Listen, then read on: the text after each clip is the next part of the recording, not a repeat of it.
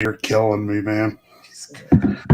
So good. Shout out to the new member, man. I know. Shout out to the new member, man. Man is faded. Much appreciated to the new member. Thank you for joining. This was before we joined. This was at 11 a.m. So appreciate you for coming through. Welcome everybody back to another episode of PC Wrestling. Here to talk Fastlane since yesterday. Give our thoughts and thoughts and stuff going on in the future. We'll talk about some we see happening later down the road as well. Feel free to interact in the comment section as well about some things that you guys didn't like about the show, and you guys see happening as well. So, G will not be here tonight. Not sure if Axe is coming, but he might pop up. But I know G won't be here for sure. So, shout out to G. We have our guest as always, co-host. We'll let you guys introduce yourselves as always. Plug in yourself if you want to, then we'll dive into these conversations. Thank you everybody for coming in. What's good, Miguel, Roosevelt, Desmond? See you guys in here. Made a wrestling page, high demand. Y'all blew up my main TikTok page and was just asking if I was ever gonna talk wrestling. So new wrestling page, Lewis Knows Wrestling. Appreciate it if you guys would give it a follow. And I'm taking back my NXT crown, but everybody give it back to me. So, but yeah, and thank you. What's up, Bruce? You're still watching though. And thank you guys for the love on PC Tunes recently. Thank you guys so much, showing the love. Thank you guys, love y'all. My name's Jade. Jay and Cody should be drunk for every public appearance that they have from this point forward. If you have not gone back and watched the highlights of the post-show press conference or whatever, usually that thing's just a big miss. It's so scripted, but Jay and Cody were so funny. So if you hear us randomly saying yeet into our microphones tonight, it's because of that. Yeet. Yeet. So me now, Oos. Hey. You look faded. 21. You look 21. YNRD, fake J Uso. We getting lit tonight. We faded. Bro, can y'all fucking believe this though? We've been here. So he's been with Players Choice August 2021. So we started earlier this year? Damn. Yeah. We started. We started earlier this year. It's about to be. No, we started in January because we were talking Rumble. It's about to be a year, bro. Yeah. Wow. So I don't know your guys' perspective. I was at the show, so I don't know. I didn't watch the show back, so obviously it's different when you're in person and you watch it. So I don't know how it was on TV compared to what it was in the audience. So what did you guys think about the show overall? I personally, to me, it was hit or miss. My biggest issue, and when I say that this is no hatred towards Cody Rhodes or Jey Uso, this has nothing to do with them. But the number one thing I hate in wrestling, like the main thing I hate in wrestling, is two guys randomly teaming up with each other without past tag team matches, beating tag team champions. It has nothing to do with Cody Rhodes, nothing to do with Jey Uso. They're fine, they're whatever. I just don't like that. I would be more content if they had Cody and Jay team up in the past and built this up. I would have been perfectly fine with that. But the fact that you're throwing them together for the first time ever and they beat the undisputed tag team champions, I wasn't rocking with that.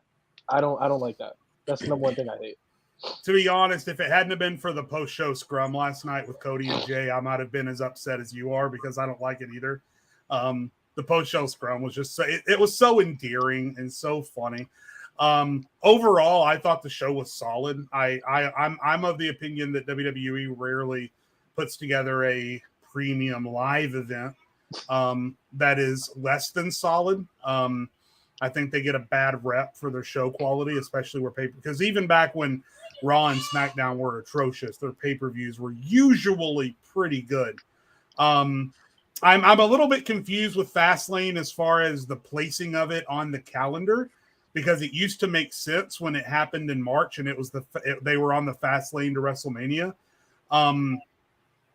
They tried to play it off as, oh, we're in Indy and this is where the Indy 500 at, but the Indy 500 happened 4 months ago. So I don't really know where Fastlane fits into the calendar anymore. But if you ignore that part of it, I thought the show was solid. I was surprised they gave Seth and Shinsuke the main event. Pleasantly surprised. Match was great. The tag team match was good. Yeah, I don't really have a lot of negative. The only negative, in my opinion, was, and listen, I know Carlito means a lot to a lot of people because of his background, right? I completely get that. Totally get that. I was not a fan of Carlito coming in and just pinning Montez Ford. I don't get it. I don't understand it. The LWO aren't going anywhere. It's sad every time they try and throw up the LWO thing. Nobody does it. So corny. The LWO is not going anywhere. Meanwhile, you've got this super cool new established faction with Bobby and the Street Profits. They needed to get this win. And not only do they lose, but probably the biggest superstar of all three of them potentially gets pinned by a guy who just randomly comes back and sweeps the entire team. That was the low point of the night for me, but overall, I thought it was pretty solid. Yeah, start off hot, ended hot, in between. That Cena night match, exactly what I expected, so I wasn't really disappointed. Women's triple threat was good. It was really good. The 6-man, besides Carlito coming back, it was all right. Besides that, I give it like a B. I give it a B. Yeah, the show in person was pretty cool. I definitely think the crowd was most hyped for the first match in the LA night match. The crowd was going crazy for that first match, bro. Especially towards the end, like when Cody was like getting momentum and shit like that, and everything was unfolding. And then Cena LA Knight got some big pops too, some pretty big reactions. They got the biggest reactions. Them, Cody, and what the hell happened to my camera? I don't know. Yeah, it's losing focus. I thought I was having glaucoma. No. I would say the biggest reactions were Jay, Cody, LA Knight, Cena. Those were the biggest ones that I heard, at least in person. I don't know, like on and Carlito got a pretty big reaction too. Actually, Carlito got a pretty big, pretty positive reaction too. When he's it sounded like Asuka got a pretty good pop. Was it like that live on TV? It sounded like Asuka. I think overall everybody did except she got an alright pop. They was chanting for Io more than anything, especially my section. So where I was at. They're booing Charlotte. Yeah, everybody was against Charlotte though, like for rightfully so. Yeah, Malik, when Even you're done, though, again, Malik, when you're done, I want to that rant. match just Malik, when you're done, I want to rant about something. When you're done, I want to rant, bro. I'm getting. Go ahead. Bro, what I'm fucking sick and fucking tired of these wrestling promotion. Swear jar. I'm fucking mad, bro. I'm sick and tired. You're like $2 in like bro. I'm 10 seconds. I'm sick and fucking tired of these wrestling promotions insulting our intelligence. Jade, I'm gonna ask you a question. In a triple threat match, there are what? There are what? No disqualifications. So why the fuck, when Bayley got involved, the ref tried to kick her out of the fucking ring? Why? Yeah, for storyline. It makes no sense. Yeah. It would have made sense if they put in the stipulation Bayley's banned from ringside. Okay, cool. Right. That's whatever. But it's a triple threat match. You emphasize no disqualification, and then the ref is trying to kick Bayley out of the ring. What the fuck? It's a no DQ. She can fucking do that. This shit that shit, little shit like that just annoys me. It's like, bro, I've been watching wrestling. I'm 20, bro. I've been watching wrestling since I was like fucking for 16 years now, bro. I know the fucking rules. Shit annoys me. I'm sorry. Yeah, well, I mean, it's not the. So they changed the rules long ago. They don't really follow the rules anymore. I mean, at SummerSlam, Cody hit Brock with the steps and the referee looked at it. That shit made no sense either, bro. Don't forget the ref calling the match after an immortal being got hit with a toolbox inside Hell in a Cell. Once they did that first Hell in a Cell match with. It was Brock. No, it was Roman and Strowman. And they ended it the way they did. I was like, it's never the same, bro. Like they don't even follow the rules anymore. They make up their own rules on the fly. Like they just make shit up. You know what I mean? So I didn't even really peep that watching the match. It didn't really caught my attention. I don't even know why, but it just didn't catch my attention. But I guess as G Baby would say, playing devil's advocate, you do have to consider that in storyline, even though it's no disqualification, the referee still has to maintain control over ringside, and Bayley was up on the apron trying to cause a distraction. No, I get it, Lewis. I get it. But I'm just, that's probably what I'll say this. That's what WWE wanted you to think, is that, the referee's trying to maintain control. And I liked and we can go ahead and talk about that match. I liked the ending of that match. I like how now, because I was starting to wonder if the damage control thing was going too far, but I like the wrinkles in the story and the nuance about Bayley legitimately saving Io from losing her title in this case, where every other time she's tried to help, it's ended up screwing over Io. And I like how it's come full circle, and now Io has regained her trust in Bayley, and now I'm waiting for the other shoe to drop and for Bayley to legitimately screw her over. I said this in chat. I'll say it here publicly. Charlotte's moonsault is and has always been better than Io's moonsault. Don't at me. Even though Charlotte was getting booed in that match, I thought she carried her weight. I thought she was excellent in that match. I don't like that they gave Asuka a visual submission, even though it didn't count. I was really hoping when Evil Asuka came back that we were in for something different with Asuka. And even though she was champion for, enough of a cup of coffee, it seems like we're right back to where we were with Asuka, where she's just there to take the pin. She's there to tap out. Man. It's over for her and Nakamura, bro. It's over for them, bro. It's done for them. Nakamura. We'll talk about that later. But I personally, oh my God. I listen, Nakamura don't got to win a world title, but if he keeps his viciousness, I would love to see him hold a mid-card title with this character. I would love to see him carry a mid-card title in the future. I think it's for me. It's done for him, bro. I wanted the world title run so bad. This is exactly what happened with AJ. Almost. But I knew he wasn't gonna win. I'm more upset we didn't get the cash in. Honestly, I thought the cash in was really gonna happen yesterday. I think a lot of people, especially in my section, thought we were gonna get it. But I mean, I guess we'll wait and see what happens with the story aspect wherever they go with it. But to open the match and start the show. I don't know if any of us really had Cody and Jay winning, so that was kind of a surprise, I guess. Nope. But the crowd obviously popped, when they won. Obviously, their finisher was cool. I like the finisher. No, the finisher was.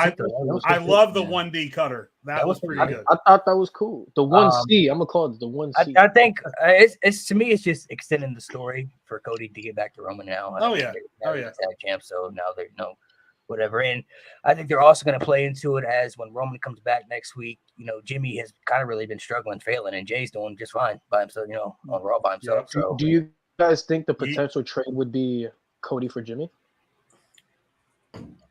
Maybe. And per storyline wise, so that Jay can get his hands on Jimmy and then Cody can. What I see happening Roman's trying to get rid of him. What I see happening, I see on SmackDown when Roman comes back, I don't think he's going to allow Jimmy to come back into the bloodline. I think he's going to tell him that he's on his own, that he's not in the group. You don't think he's going to try to make Jimmy prove himself? No, because I think some wild shit. Because Jimmy was the first one to turn, and then Jimmy's making decisions by himself. He's been acting like the tribal chief for the past. He just lost for the bloodline. So I think Roman is going to tell him that he's out of the group. So I had to fix it. We were blocking the logo. No. I think he tells him that he's out of the group, and I think he tells Jimmy he can go wherever he wants. He can do whatever he wants to do and care. And then I think that kind of allows Jimmy to go to Raw and try to get back with Jay, and then Jay, of course, don't want to do with him because we get Jimmy and Jay at WrestleMania, I think, for sure. So just a matter of how they want to keep planting the seeds to unfold for it. But that's what I see happening. I mean, Jimmy pretty much inserted himself back into the group without Roman ever saying whatever. And now that he's coming back, I don't think Roman's going to let him back in. Like, oh, welcome back. Like, nah. For the first time ever, I'm actually interested to see Roman coming back because I'm interested to see how he's reacting to Judgment Day running SmackDown too, coming in and doing their thing. So, and I think don't get too lost in the bloodline sauce. It's still fuck Roman. I'm sorry. The Judgment Day story, I think, is the more interesting part of it because now they were kind of split on if JD McDonough is going to join the group, and now they all seem to kind of be on the same page. Like JD McDonough wasn't even there for the closing segment when they were discussing strategy and stuff like that. So it'll be interesting. I think he's going to have to do something. He's either going to have to help Damian win the title, or he's going to have to do something to prove himself. I mean, realistically, he should have already been in the group, but now that he accidentally hit him with the briefcase, now there's just an excuse for. Because it honestly really seems like everybody likes him besides Damian. Like Damian's the one guy who doesn't really. Did any of y'all think Damian's knee just went the other way, bro? No, I saw that. That was pretty sick looking. Yeah. That was. Go ahead, Nate. No, I don't know why Damian even hates JD. Just for reasons. I think it's just for reasons. Guess because he doesn't. I don't know. Maybe he just don't trust him. Maybe he got trust issues. I don't know. Maybe somebody broke his heart. I don't know, bro. Well, he in storyline he got pissed off because Finn he was losing to Seth Rollins, and then instead of turning to the Judgment Day for comfort and guidance and help, he turned to JD McDonough.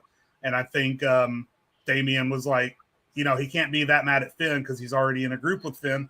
So he directed that hate towards JD. Like, what the fuck are you doing here? Why are you here? Finn's our friend, not yours. Get out of here. Yeah. JD really looked like Finn if you draw him from memory. I do love how how they have on screen made Rhea like she is the leader. She is the Roman Reigns of the Judgment Day. She's the one. She really do be running shit though. Like yesterday, when we were watching it up in the Titantron, obviously, like the big screen and stuff, watching up there, and she's like, "Give me that briefcase." We was like, "God damn!" Yeah. She running the whole show, bro. Like, I'd have been like, he didn't even say nothing. He wasn't even like, nah. He was just like, all right, take the briefcase. So like, that's all bitch shit right there. I didn't like it in my face, bro. Cash in the money in the bank.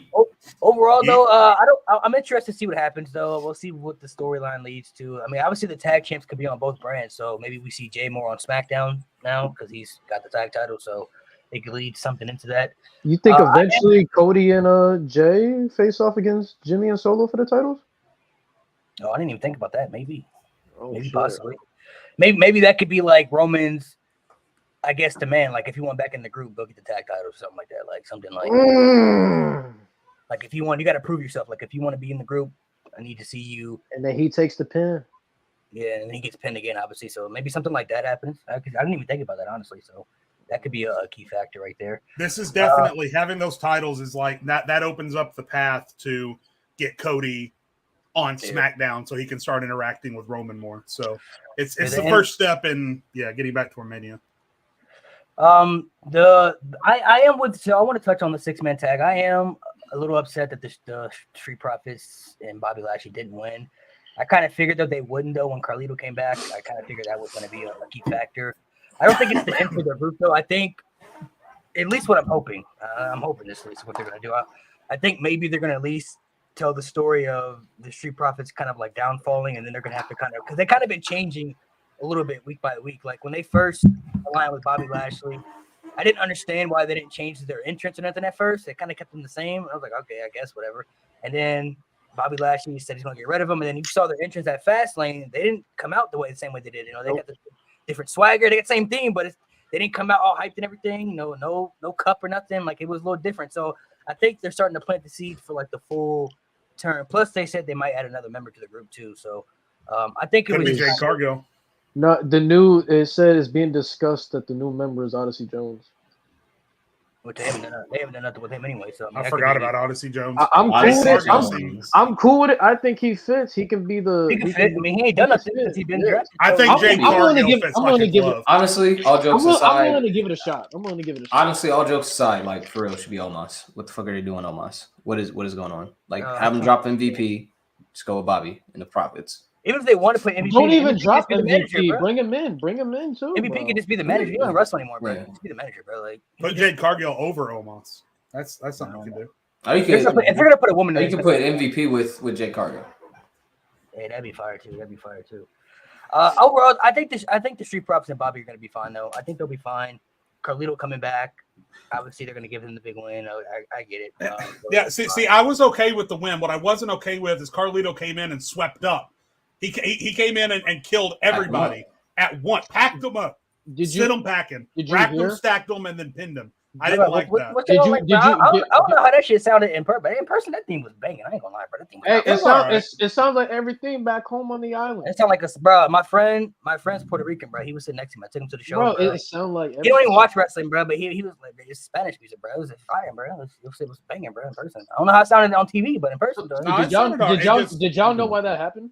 It happened because Carlito wasn't even supposed to have the return like that. It was just he was supposed to come out with LWO. How that happened was because he can't use his old theme anymore. So he was like, "Oh shit, I don't even have a theme." So they used all that time before he came out to make a new theme on the spot. Really? Yeah. Just like that. Just like that. No other way to explain it. Just like that. Yeah, they can make anything out of anything, bro. I ain't gonna lie though, Carlito is jacked as shit though, bro. That's crazy, man. Oh yeah. If you seen him on Glow before he came way back, like this is pre-pandemic. I'm excited. I'm excited. Swole. Another person that looks like me. I can't wait. Carlito, though, I like him in LWO, though. I'm still hoping they kick out Rey Mysterio and then they make them heels. I'm hoping Carlito's the one that does it. Yeah. I'm hoping they turn him heel and then he could be like the little leader or something. Because Rey Mysterio, Listen, they got to do something with the LWO because they suck. The LWO they're not presented well. The tag team keeps losing. Ray has no business being the United States champion. Santos is just a little baby. He's a little baby following around Daddy Ray. They had the chance to turn Santos heel and they didn't. Yeah. LWO just sucks. They got to do something with it because it's so stale. And it hasn't been around that long, and it's so stale. It's trash. It is trash. They need it. Carlito can bring that heel side to LWO, like that vicious heel side that they need. I don't really. So can Santos, though. I don't really. The thing is, they already tried with the thing is with Santos is phenomenal. I think we can all agree Santos is phenomenal. The problem is when he was on his own, he couldn't get a reaction to save his life. Nope. Honestly, can't get a boo, but he's phenomenal though. I would like to see them turn on Ray and then drop the LWO and just go back to Legado. Like they can just go back to Legado and just have Carlito in there. Like that's what I prefer to see. I mean, I don't hate the LWO, but like I don't care about them either. Those like they're there. I'm saying they're on TV, but it's whatever. I'm saying, like, cool, they get some time, but I don't. Yeah. They haven't done anything to catch my interest. If it makes sense. Like and then Cruz del Toro, and then what's Walking Wild. They were legit badasses on NXT, and now they're just goobers. They do nothing but get their ass kicked and thrown around the side of the ring. Doesn't matter who they're facing. The Brawling Brutes, Lashley and his crew, doesn't matter. They're just getting thrown around the ring and planted. Like they got to do something because those guys look like goobers. Latino J&J security, basically. Yeah. This is triple threat. That's such a good analogy. That's fucking wild. Literally what they are, bro. That is wild. My boy Zima Ion is J&J. Oh man, that's so good. I do like the triple threat was cool. I like that Io retained. I still think we're gonna get Io and Charlotte 1-on-1. I thought that was gonna happen at Fastlane, and they inserted Asuka. But I think eventually they're probably gonna end up doing that just because they always do it. Because I'm thinking we still get Io versus Bayley at Mania, so I'm thinking you got to figure out some other opponents to have her face in. They always include Charlotte in the title picture. Let's be honest, all her storylines are involved in the title. So if anybody, she'll win it like November, December, probably. Yeah.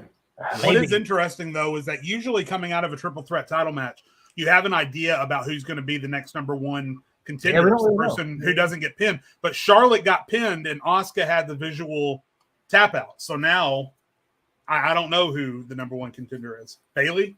I mean, that's like I said, that's not until I might have missed that. What happened? Asuka had a visual tap out before Io flew in and hit the moonsault and pinned Charlotte. She did? Yeah. Tapped out like crazy. All over Charlotte's thigh. Tapped out like crazy. I didn't even see that. I didn't even see that either. They called it out on the broadcast. Corey called out that. Yeah, I didn't see that. Watching it live in person, we were just waiting for EO to the moonsault. So everybody. Right. No, but Asuka very clearly tapped out. Yeah. Just like WrestleMania. Oh, nice. Yeah. Lovely. Yeah, I think as much as I love Asuka, man, I think it's just. I was really hoping when she came back at the Rumble with the new kind of vibes and look, was really hoping that it was gonna mean something great for her. And I just after she lost at WrestleMania, even though I get why she lost, but when she lost at WrestleMania, I kind of just felt in my soul it was just not there anymore. I was like, it's not even when she won the title, I just And the crazy thing is, it should have been a big deal because she ended that 400-day whatever title reign, but it's like all you could think about was why didn't you just do it at fucking WrestleMania? Why are we doing it now? Why are we doing it in Saudi Arabia? It should have been at Mania. And so it just, when it happened, it just fell flat. And it sucks because I love Asuka, but it just fell flat. She hasn't felt the same since 2018. Really, she hasn't really felt that same vibes. You know what I mean? Like she had a spike during the pandemic, though. She did, but she was a highlight of the pandemic. I just feel like if Triple H was able to get his hands on Asuka on the main roster earlier, he probably could have saved her a little bit. But I think the booking of Vince and everything just did too much damage over the time. You know what I mean? Like making her a goofy gimmick that she comes out and she's dancing around. You know what I mean? And then you put her in the tag team division, and then it was just getting crazy. And she's losing to Carmella. It's like, bro, it's getting crazy now. Like it was getting Carmella, bro. That's wild. It was getting bad, man. It was getting bad. So I just feel like he didn't really have the opportunity to kind of really revive her. Maybe he could have with the whole new gimmick, but you know. No, I'm not. But I'm going to Full Gear in Los Angeles. Oh, Full Gear, yes, sir. Full Gear. And Say hi to my father for me. When you get there, I need you to have the Luchasaurus sign ready, bro. Get that ready. All right, bro. Relax. Get that ready, bro. Nah, I got to bring MJF sign, bro. You know. Yeah, cool too, bro. No, he got to get packed up. Jay White got to get that title, bro. I don't mind. I ain't gonna mind. Hey, Jay White beat MJF. I'm fine with that. Yeah, I live in a world where Christian's arguably top 5, and I'm happy. I would say honestly, I don't know if I can put him in top 5, but I honestly think he's the best heel in wrestling right now. If I'm being honest, like he's probably the top. He's doing great work. Yeah, he's doing tremendous. Go stuff fuck yourself, Adam. Go fuck you. All right, 2 down, 2 to go. So the LA Knight Cena match, I had Cena and LA Knight winning and LA Knight getting the pin, which was I figured was gonna happen. It's so crazy though to watch it. Like when you watch, for me being a huge Cena fan, like when you watch a Cena match now, he's giving so much back. Like he got his ass beat pretty much majority of the match yesterday. Mm-hmm. And usually when you see him get beat up, he always ends up making a little comeback and stuff like that. But that didn't really happen this time. You know, the LA Knight was the one doing the comeback. So it's kind of weird seeing Cena, you know, the one taking the beating, and then somebody else gets the momentum to come in and capitalize to get the big moment. So I was happy to see them win though. Didn't mind the Bloodline losing. It's for the story. I get it. Fucking Paul Heyman, man, with that gray hair is killing me. I'm like, good lord. Man. I know. You know what's funny? I mean, he is old, but it's like, you know. What's funny about John Cena in that match, Malik, is that you're doing that series where you're going back and rewatching highlights with Cena and Nikki Bella on Total Divas, which is hilarious. But when you compare how Cena interacts with the Bellas in that show, and then how freaking over the top goofy he is in his later stage of his career, it's such a like the look on his face when he got Jimmy up or Solo up for the AA, like that look of, oh my god, I really got him. Like and also, can I just say, as someone who grew up in the Ruthless Aggression era, how unbelievably cool it is and almost chill-inducing to see Cena across the ring from Solo after watching Cena go to war with Umaga for a couple of years during the Ruthless Aggression era. It's so weird. The wrestling timeline is so weird sometimes. And Cena is here having great matches with Umaga's kid after going toe-to-toe with Umaga for 2 years. That's his nephew. I thought it was his son. No. Okay.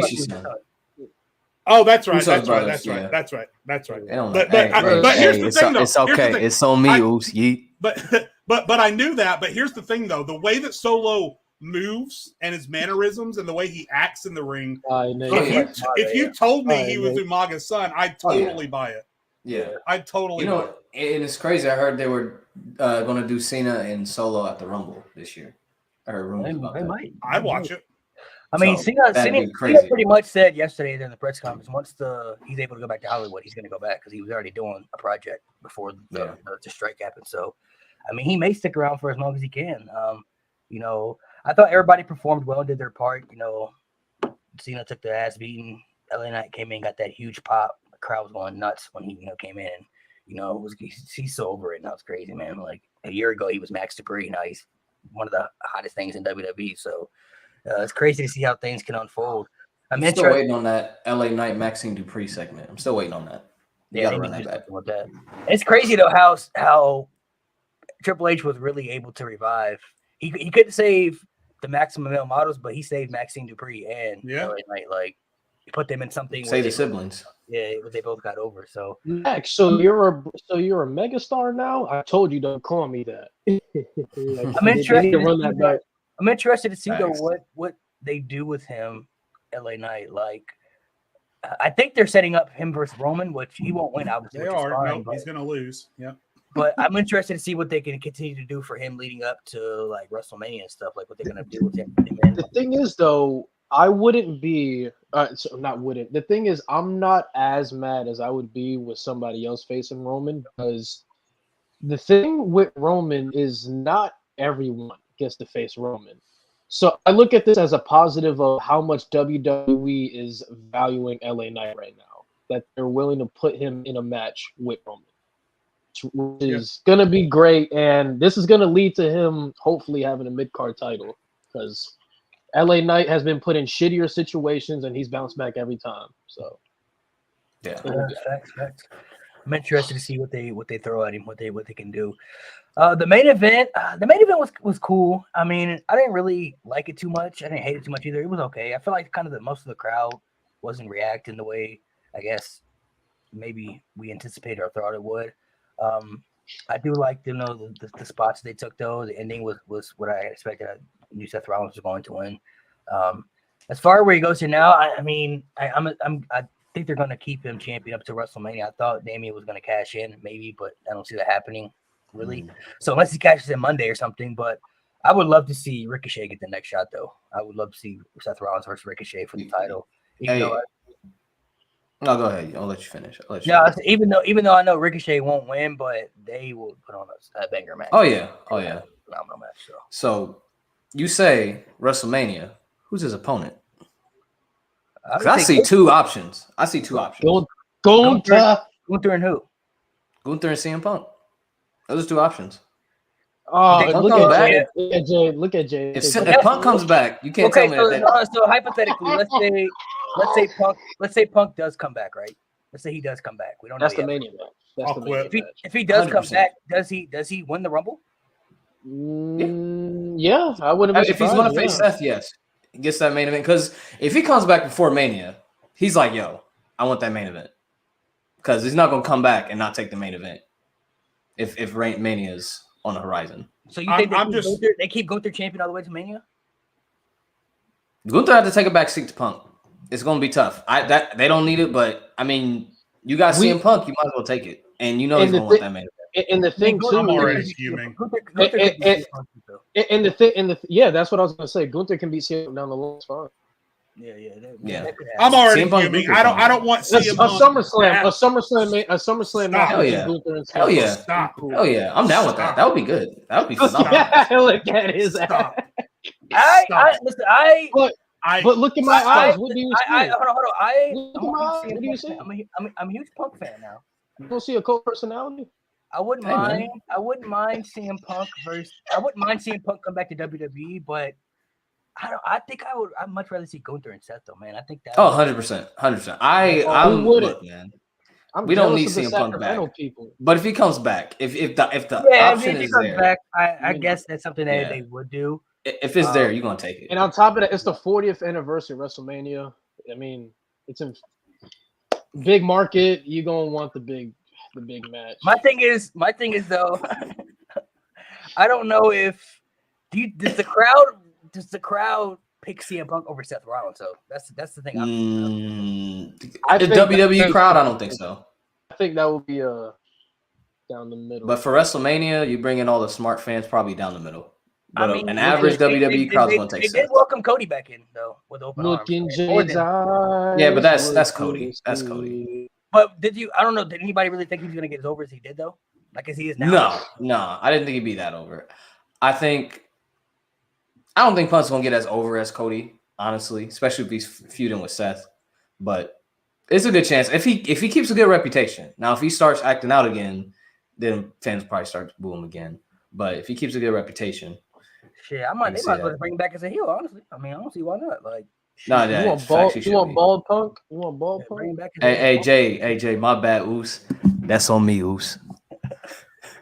You forgot to say the thing. You be all right. Listen, don't think say when he comes back to wrestling, he's going to show it. Malik, I will not be all right. I will not, because here, I don't win either way, man. I don't win either way. Either CM Punk comes back, and I have to listen to all of you drool and moan over, everything CM Punk can do before he gets tired, demands his apple juice, shits his pants, and falls asleep. Everything he could accomplish. And if he doesn't, if he comes back, you know what I'm gonna have to do? You know, I'm gonna have to become an AEW mark, and I'm gonna have to live the rest of my life in a state of misery that you could never possibly understand. To even think that I would even come close to becoming an. But you know, if CM Punk comes back, that's exactly what I'm gonna do. It's exactly what I'm gonna. I don't want him back. I don't want him anywhere near WrestleMania. I don't want him anywhere near a wrestling ring. I don't want him anywhere near a box of popcorn that got swept up into the garbage that was in a wrestling arena at some point. I don't want him anywhere close. Well, I'm Jay, done. the people want to Done. know how you feel about Nick Nemeth going to AEW. I've already made a video about that. If Dolph Ziggler goes to AEW and CM Punk comes to WWE, I'm going to be worshiping at the altar of Tony Khan. I don't know how else to put it. I will sell my soul for Tony Khan. Bless us, Daddy Tony. That's where I'm going to be with my That's life. wild. That's wild. All right, so what Hey, do we see next for Seth Rollins? Though? Did we see Ricochet or? I would like to see Ricochet. I know Seth Rollins He backstage. said he wanted to too. I know Seth Rollins backstage has been advocating Ricochet. So I would love it. I'm down for it. It doesn't have to be at a PLE, but it could be on a nice built up Raw though. Coming up, so they're gonna need somebody to go I'm there. down So for it. Hey, listen, y'all can say what you want about the Saudi Arabia crowds, but better than this crowds. Way better. Crown Might as well do it there. They've been valid last 2 years, though. Saudi Arabia crowds have been nice. I love it. Yeah, Crown Jewel been fire last 2 years. Probably last year, bro. Crown Jewel been lit. Now the first couple years. Or Malik, depending how the Dylan Dennis fight goes. Do we see Logan Paul back soon? Well, he got to come back eventually anyway. So if he loses, Do you think we see him around Survivor Series? if he loses, yeah, they're gonna probably use it to a storyline for momentum. If he ends up losing that fight, then they're gonna do something to make him win or something to try to build him back up in WWE. They'll probably use it against him. I don't know what he does when he comes back though. Like, there's no real clear cut thing of what he can do. Like, do you think they might go back to the Seth versus Brock well before WrestleMania? Oh, no, I heard a rumor that supposedly at Crown Jewel they're gonna do Lesnar versus Cena. That's what I heard. I don't know if it's true. versus Cena? Are we For in what? fucking 2000? Are we in 2020? That's what I heard. That's what I heard. No, ask Carlito. Which honestly, I mean, at the Saudi Brock shows, versus Carlito? At the Saudi shows, they do those. Carlito I mean, they had. Let's not forget they had in Saudi Arabia. They had HBK retirement come back. They had Goldberg Taker. They had Team Hogan. I don't remember that. I don't remember the first one you said. I don't remember that. I've wiped all of that from my memory, Malik. They also wanted. I don't think that happened, but I think that's cap. They also wanted WWE to book Andre the Giant, Eddie Guerrero, Ultimate Warrior, and Yokozuna. Yeah. I don't know how that's gonna happen, but I mean, that's not. Dale. I mean, that's possible at this point. Carlito versus who? Don't disrespect Carlito like they deserve to be in the ring with a bum. Carlito versus The Rock wouldn't even be a must watch because The Rock is washing him easily. So no, he's not. Don't you ever swear like that in your life again. What are you talking about? The Rock comes back. He's only facing one guy. So. Cody Rhodes, shit, yeah, let Austin Cody Theory, squash him. bro. He can get packed up by Cody. Yes, for sure. He could definitely get packed up. I'll be Cody's biggest fan that night. Yeah, he can get packed up by Cody for sure. Carlito versus Logan Paul will be fine. I'd be okay with that. I think that'd be funny. I forgot about Logan Paul. I'm interested to see what he does because he's going to be at Mania, and he's probably going to be in the Rumble. And he's probably gonna be. I bet. I wouldn't be surprised if he's a mystery member for Raw SmackDown for Survivor Series. Logan Paul freaking I love it. He could be possibly. He could be on either brand too, so he could do either one. He could do either show, so possibly. I mean, I guess that could be a possibility. Him being do that because they're probably gonna do War Games with Judgment Day and Cody and all them. So, I guess I'm tired of the Raw versus SmackDown stuff. Though. That's overplayed for me. I'm done with that. I don't want to see it. I don't know about y'all. I would love to see Logan Paul in NXT though, like automatically. Yeah, I would love to. I would too. Nice. Carmelo Hayes or like Ilya Dragunov. Oh man. All right, relax on Ilya. He doesn't need to die. Hey. Okay. That'd be fire right there, man. Paul versus Williams? You don't need Trick Williams? Yeah, Trick I like Williams, that. Trick Williams be nice. Tyler Bate, a lot of people down there. Tyler Bate, Wesley, a lot of people down there. Butch is down there. Yeah, Butch is down there too. What should be fire, man? That'd be fire. They got to do something. Tiffany Stratton. with him and Dom, though, have to be like some type of team. But like maybe they should get teams like Logan and Judgment Day or something, man. Because Hell yeah, I'm down with that. them two on screen together, bro, that's magic right there, bro. Like, dude, the hatred of being crazy, that'd be crazy. Doesn't Logan Paul already want to work with Dom? Yeah, he said that he wants to do something with them. So maybe they can kind of tease him. Maybe not. He don't have to be in Judgment Day, but maybe they kind of do some favors. Like, hey, I help you, I help him, some type of thing. I like, got the perfect matchup, bro. We got Logan Paul at Stand and Deliver versus Von Wang. Come Tuesday. Logan Paul versus a jar of mayonnaise. Hell yeah. That match will cook. What are you talking about? all right, so I didn't watch the pre-show, so I didn't know that Jay Cargill had popped up until the real time of the show. So what do we see? What do we see happening with this? What do you guys? They said she's gonna be part of the Raw brand. So y'all think she getting the rocket put on her back like instantly? Like we're gonna push her hard, or we gonna slowly build it up? I'm not used to seeing on a WWE TV screen yet. That was one of the weirdest things I've seen. Yeah, it's just so. Ugh. Hey, it's weird, bro. I think they'll probably continue where they left off. Yes, sir. They did. I feel like they advertised a match on Raw between Raquel and Nia. If they're going to bring her Raquel's back immediately, that's the perfect just to come out and lay waste to both of them. I wonder what the theme's gonna sound like too. So Jade, does that mean you're gonna be Jade's biggest fan? Jade and Jade? Listen, in the very beginning of her AEW run, I thought Jade was green as the hills, and I didn't think she had any business being in the ring. But throughout her TBS title run, I thought she got much better. She obviously is a star. Look at her. I mean, my God, obviously a star. So she's got everything that she needs to just kill it, just to go on an absolute dominant run in WWE. But now we come down to WWE as much improved as they've been in the Triple H era. The women's division has not been perfect. See Monday Night Raw. So it'll be interesting to see if they can capture that lightning in a bottle.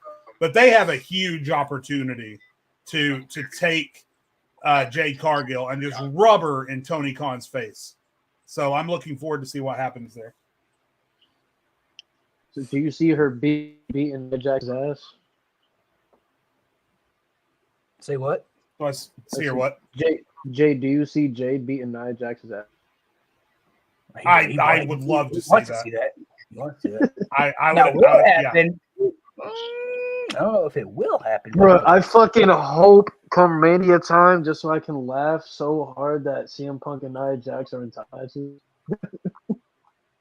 That would be sick. I know that'd be some sick stuff here. Jade Cargill's going to hit her so hard, CM Punk's going to start crying early. I think I don't know if Punk comes back, honestly. I mean, it's been rumored, but it's kind of like I guess I have to believe it when I see it type thing. But I mean, anything can happen in wrestling, so it's definitely not impossible at this point. I don't think it's too impossible. What do you guys think about? Somebody in the chat earlier asked, wanted to know what we think about this coming up NXT. They got it stacked and everything. Supposedly, it's petty as hell, man. I mean, there's no other way to put it. This NXT is so fun, but I love it. You know, I don't know. Undertaker, don't get too excited about Undertaker. He's going to come out. He's going to do his pose, and then the show's going to fade to black probably. Undertaker's going to be there, but he's not really going to be there. Cody's probably just going to announce that him and Jay are going to go defend the tag titles on SmackDown on Friday. Asuka versus Roxanne Perez is probably going to be really good. Obviously, anywhere Paul Heyman goes, he adds a little something to every match that he's in.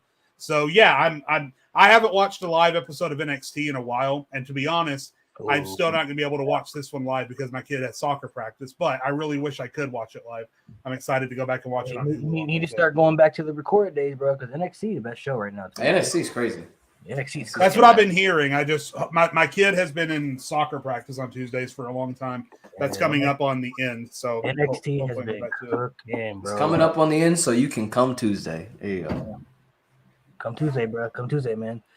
Cody announces Dusty Classic. Oh, maybe they did a Dusty Classic. Probably, yeah. Oh, that's actually, yeah. That's probably the one. Cody announces him, Jey Uso are entering the Dusty Classic. That would be wild. He's gonna. This is for my father, the American dream. Have they done a Dusty Classic since COVID? This is gonna be the first. When's the last time they did a Dusty Classic? I think since. Oh. Was it the one with Dunn and Riddle? Was that the last one? Creed's one. The last one was the Creed one. The Creed's one. Okay. That was Creed's 2021 though, I think. I think that was 2021. Jesus, I had to fucking go deep in the bag for that. I think that was 2021. I think 2020. I think it was 2021. So it's been at least a year and probably 2 years. So that's actually a good shout. I wish WWE did more of these things so that we can just have easier build-ups to matches. Like, why can't we have a Dusty Classic on the main roster to just? I remember they did the World Cup last year for the IC. I like that. I like that. I thought that was a good tournament. Some bangers in there. The World Cup. It was very good. I didn't mind it. You said they should bring back the best in the world. Have Shane McMahon when they get Stop. There you Paul. go. Oh shoot! You'll see his son in the crowd. Yeah, I saw. I was expecting him to jump off something, bro. His son kind of swole. I ain't gonna lie though.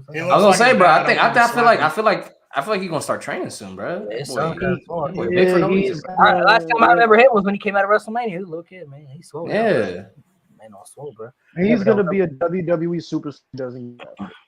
That man's gonna take it. He ain't got to do nothing. That business, the business right there, right? If you want to say, yeah, I need the business, it's right there in the bottom of the same. It's gonna be Shine McMac. Yeah. Can't wait to see him tear his quad.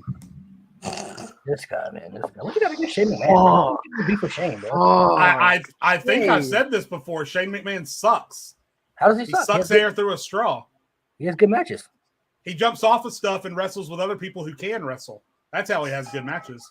But he has to be able to. He has to be able to contribute in the match to make the match. He has to be able to stand up and take a punch. Yeah. So he doesn't do anything in the match that he can't stand up now. I can't stand up now. Definitely can't jump up. I've never watched this. We've said this before on the show, Malik. I've never seen a Shane McMahon match where I walked away with a positive impression of Shane McMahon. His match with AJ Styles, that was 95% AJ. Every other match that he's ever had that's been anywhere near good, it's just memorable because he jumped off of something or he fell off of something.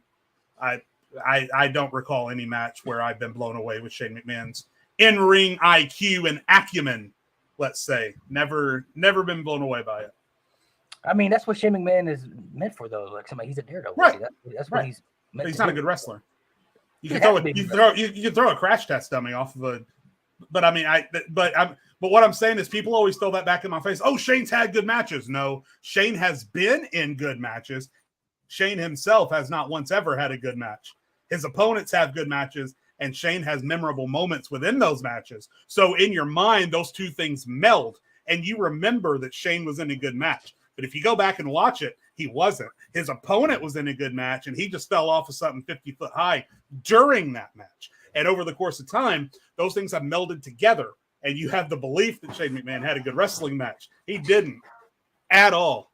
Not once. Never. I don't know what else to say. I strongly disagree. I think you have to be able. Most people do. I think you have to be good to at least contribute in the match. You have to be good at something. You have to know what you're doing to at least put on a good match. Otherwise, you would suck. And if you would suck, you would never have a good match. Never have a good moment. You would never have a good moment or any good. But I guess that's our disconnect. Is that I personally believe I 100% agree with you, Malik. But from my personal perspective, I've never seen Shane McMahon with these two eyeballs have a good match. I've seen him take a punch. I've seen him fall over looking like he's got weights in the top half of his body that aren't present in the bottom half of his body. And I've seen him jump from one end, which, to be fair, jumping from one side of the ring to the other with the coast to coast, that's an impressive feat, right? But, I mean, outside of that, the other 15 minutes surrounding that match, if you go back and really pay attention, it's just a bunch of punches that aren't hitting anybody. He's falling over like he's got weights in the top half of his body. And he's doing a bunch of wrestling moves that he has no business doing, quite honestly. So me and you are on the same page when it comes to if you don't have any skill, you're going to look like shit in the ring.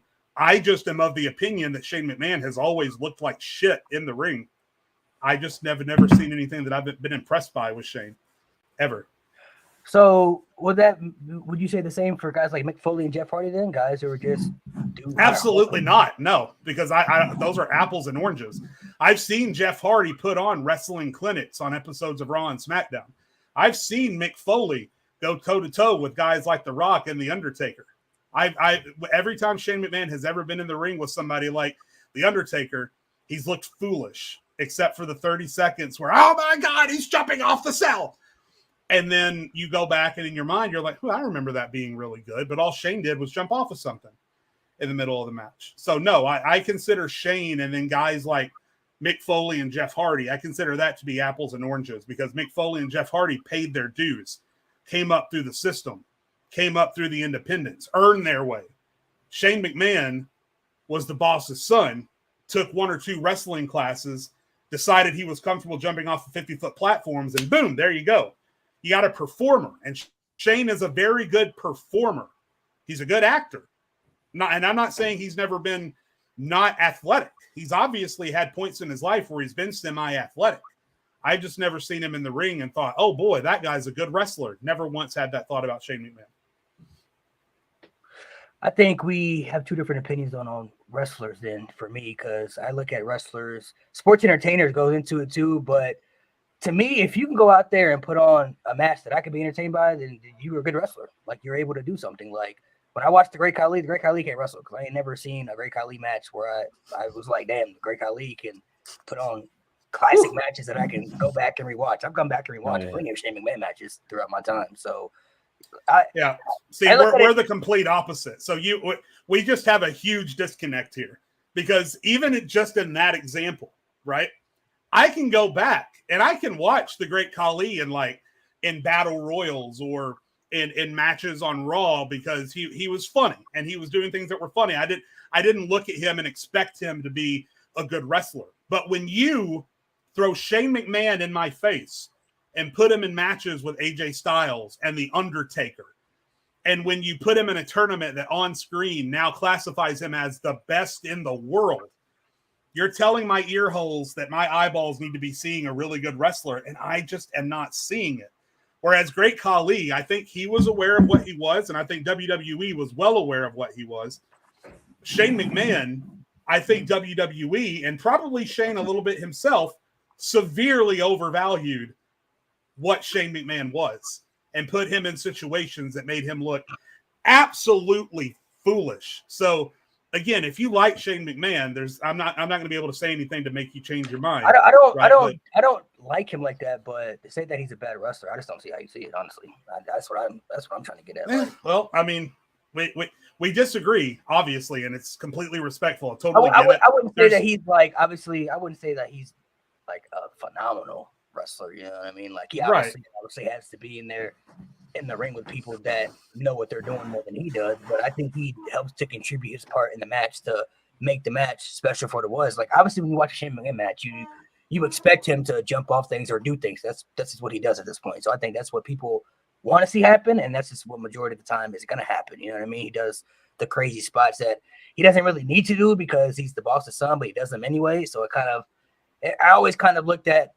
Shane was the better McMahon babyface and Stephanie was the better heel because she was more like Vince when it comes to playing the heel character. And Shane just does things in the ring that it's hard for you to hate him. For the majority of the fans, like, it's hard. No, and look, there's a respect factor there because would I let Steve Blackman hit me with a stick and knock me off a 50-foot platform? Absolutely not. No fucking way. No fucking way would I do that. So there's a respect factor there for what Shane McMahon has done as an entertainer. But this comment right here, Cena can't wrestle. You got him as the go because he can cut promos. That's foolish. Sir, you got to go back to the year. Go back to the year 2015 U.S. Open challenges. That's all I got to say. Like, you're bugging. His matches with Daniel Bryan and Randy Orton. My guy, what is this? 2010, 2007? You're saying John Cena can't wrestle, bro? That's not cool anymore. You're not cool. Like, what does that take? That's long overdone. I mean, John Cena's had plenty of good matches throughout WWE with plenty of guys with different styles. With Cena, Batista, Daniel Bryan, CM Punk, Styles, Bryan, Punk, Cesaro. My God, that match with Cesaro and Raw. Go back and watch John Cena versus Sheamus when Sheamus first came up in 2009. Sheamus was as green as the hills, but Cena made him look like a star, even as far back as 2009. So don't come here with that. Yeah. And especially if you look at, like you said, 2015. I feel like John Cena was going out there just to do shit. He was just trying shit. Oh yeah, springboard stunners, somersault, hurricane ranas. He was just doing shit. Like he was just like whatever. Like, right here, I'm gonna do this. See if I can do it. I mean, so this is a good question. I want to see what Jay. Who's had better matches, Shane or Vince? This is a good question by Goku. Jay, what do you think about this one? Since we're back on the Shane topic, better match. Who's had better matches between the two of you? I mean, both guys. I mean, Vince is the one guy who really can't do anything, but he's had some good matches though throughout. Right. It goes back to my argument from a moment ago of being aware of what you are, and I think every time Vince stepped in the ring, he was aware of what he was there to do. He was aware of his limitations. He was aware that, he went in there knowing I'm not going to go in there and I'm not going to hang in there blow for blow with Stone Cold. I'm not going to hang in there blow for blow with Hulk Hogan or Mick Foley or whoever it is he was in there in the ring with. But I remember Vince McMahon's matches way more fondly than Shane McMahon's matches. Vince, and in fact, I think Shane, you guys are going to hate me for this, I think Shane's best match was Vince versus Shane in the street fight. That's Shane McMahon's best match of his career. I disagree. I think Shane McMahon and AJ Styles at WrestleMania clears, and I think Shane McMahon against Kurt Angle at King of the Ring clear. 100%. Okay, so I would say Shane McMahon Kevin Owens too in the Hell in a Cell. I'm gonna grab that L for Shane versus Kurt, and I'm gonna put that right here. Completely my bad. Completely forgot about Shane versus Kurt. Shane versus Kurt is Shane's best match of his entire career. Yeah, by far. I wish Kurt hadn't picked him back up and thrown him back into the glass a second time. Bro, that match makes your back hurt. Yeah. But anyway, Shane versus Vince, in my opinion, second best match. And again, I think it's just because Vince went in there, and I think he might have settled his son down a little bit. Whereas, best example is it's from a while ago, but there's a clip from Chris Jericho's podcast going around on TikTok right now where he's talking about when he was in the Survivor Series match with Shane. He got in there with Shane. Shane popped him in the nose. He got back in there with Shane. He popped him in the nose again. So that's the Shane McMahon that I am accustomed to. But Shane versus Vince and then Shane versus Kurt. So just in my opinion, I remember Vince's matches much more fondly than Shane's. I mean, how many Vince matches are we talking about though? I mean, there have been a couple that have been memorable. The Shawn Michaels match at WrestleMania I thought was really good. Yep. Shawn, the one with Shane. His match with what was the big match? Didn't he have a match with Stone Cold? St. Valentine's Day Massacre. Yeah. That's his cage bump to the announce table. His work in the Rumble when he won the Rumble that year. I thought Vince for what he was supposed to do. I thought Vince did tremendous work in the Rumble that year. So yeah, you're not going to see Vince jumping off of a 50-foot platform. So if that's your thing, that's your thing. But from a wrestling perspective, he definitely wanted that. I think Vince versus Hogan was pretty good too at WrestleMania. That was pretty good too. That wasn't bad. Underrated Vince match. A lot of people don't talk about Vince McMahon versus CM Punk on Raw. Fun match. That's fun. That's the one when Ryback came out. And I think that's Vince's last match too. I think that's his last match ever. His last match against Pat McAfee. Yeah. Oh. There you go. I was there. I forgot about that. Hey, that's on me. It's on me now. Kick football right to the gut, man. Come on now. Can't forget about that, bro. Can't forget about that. Slowest 3 minutes of my life. He didn't even take a bump. That's the crazy. He didn't even take one bump, bro. That's the crazy thing. Didn't take a bump till Stone Cold came to stun. And then he had the worst stunner ever, man. Like, God, Lord, man. I was on the ground. I literally was on the ground crying, bro. Just when you think you could possibly not have a worse stunner than what Vince did the first time. Crazy. So bad. It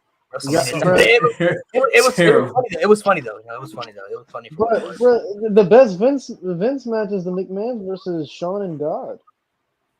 Oh my God. That's a good match. I'm not gonna lie. That was a good match. The whole thing leading up to it was man, God always carries. Did you not hear what I said, bro? Shawn Michaels could have a great match with a wet paper bag, bro. That's how good he is. Shawn Michaels could have a match with it. Now I would say the DX Hell in a Cell match when they showed Vince Big Show's ass. That was a good match. That was a good match. That match was crazy. That match. Sean, just to close that out, Sean versus Vince in the No Holds Barred match at WrestleMania. That's one of my top 5 WrestleMania matches ever. Personally, it's insane. Ever.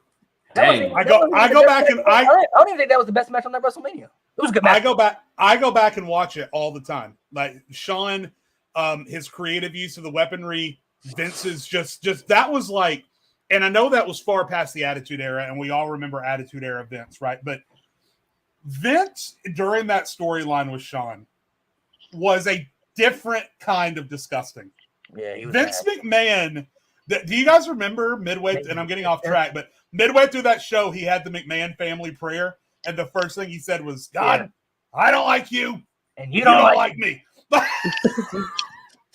He was, and then the shenanigans with the with the Spirit Squad and Sean having to fight off the Spirit Squad, and then having to counteract Shane, and at just everything about it. There was so much to like about that. Bro, that was the year. 06 Vince was crazy because that was the year. I don't know if you guys remember when DX had come back. This is when DX had reunited and stuff. And Stephanie was pregnant at the time and she was giving birth. And of course, Triple H wasn't at that show or ever because he was the dad, so he's not there and stuff. But Vince was like leaving the show or like rushing in the limo to like do something with him and Shane, like saying like Stephanie's in labor or something like that. And I'll never forget, he was backstage talking to Coach. He was talking to Coach, and he was like, "Coach, you're in charge. You know what I mean? Like you're running the show." And then Coach was saying something like that, and he was like, "Damn, Stephanie had to get pregnant on this day." He said, "That bitch." I was like, "Oh my god!" I was like, "That's crazy, bro!" Like, 06 Vince was a menace, man. I was like, So bro, good. what? That's crazy, bro. Like the way he said it too. He said it with so much enthusiasm in his voice. All right, that was personal. That bitch. I was like, God, man's man's upset because he's about to be a granddad again. Like, all right, that makes sense. I mean, like, y'all remember when he went into the church and he got the holy water and he spit it out like Triple H? Yeah. Bro, Vince was demon, bro. He was. Bro, I never forget because Vince said something to God and he was like, "If I'm wrong, by God, strike me down." And then Shane just takes like a sidestep. He's like, "Nope." Let me see if I can find that clip, man. I want to see if I can find that out there. Completely unhinged. That shit's crazy. That shit would not fly today. Oh my god. Oh my god, the stuff he used to do, like. You know what's crazy though? Back then, watching it, you watch it back in that time frame, you don't really like. At least you didn't really think too much about it though. You were kind of just like, this is just WWE. You know what I mean? Like this is just TV, what they do. But when you go back and actually analyze some of the stuff, it's like, it's insane. Some of the stuff they actually used to do on TV and like get away with it. Like the fact Vince really said the N-word on TV is like, I don't think people can really grasp how insane that really is. Like, that's insane. Like, you can't say that. You can't say that on TV. Period. No, that even at the time that wasn't okay. Even you can't say that, bro. They censor that stuff, bro. Rappers who say that in songs can't even say that on TV, bro. Like they say that on a daily. Like if 50 Cent were to say it in an interview by accident, people would be like, "Damn, 50 can't be saying." But like, yeah. Right. Vince McMahon literally said this during an episode of Monday Night Raw. That's the thing that blows my mind though too, is that we say a lot of stuff about WWE and we say, "Oh, that would never fly today." That shouldn't have flown then. Like, who let that happen? Oh, Vince can do whatever, bro. He said that another one that in front of Booker. And his wife, bro. Another one that really baffled me is when he said that Sabu was in the Taliban. Oh, never forget that.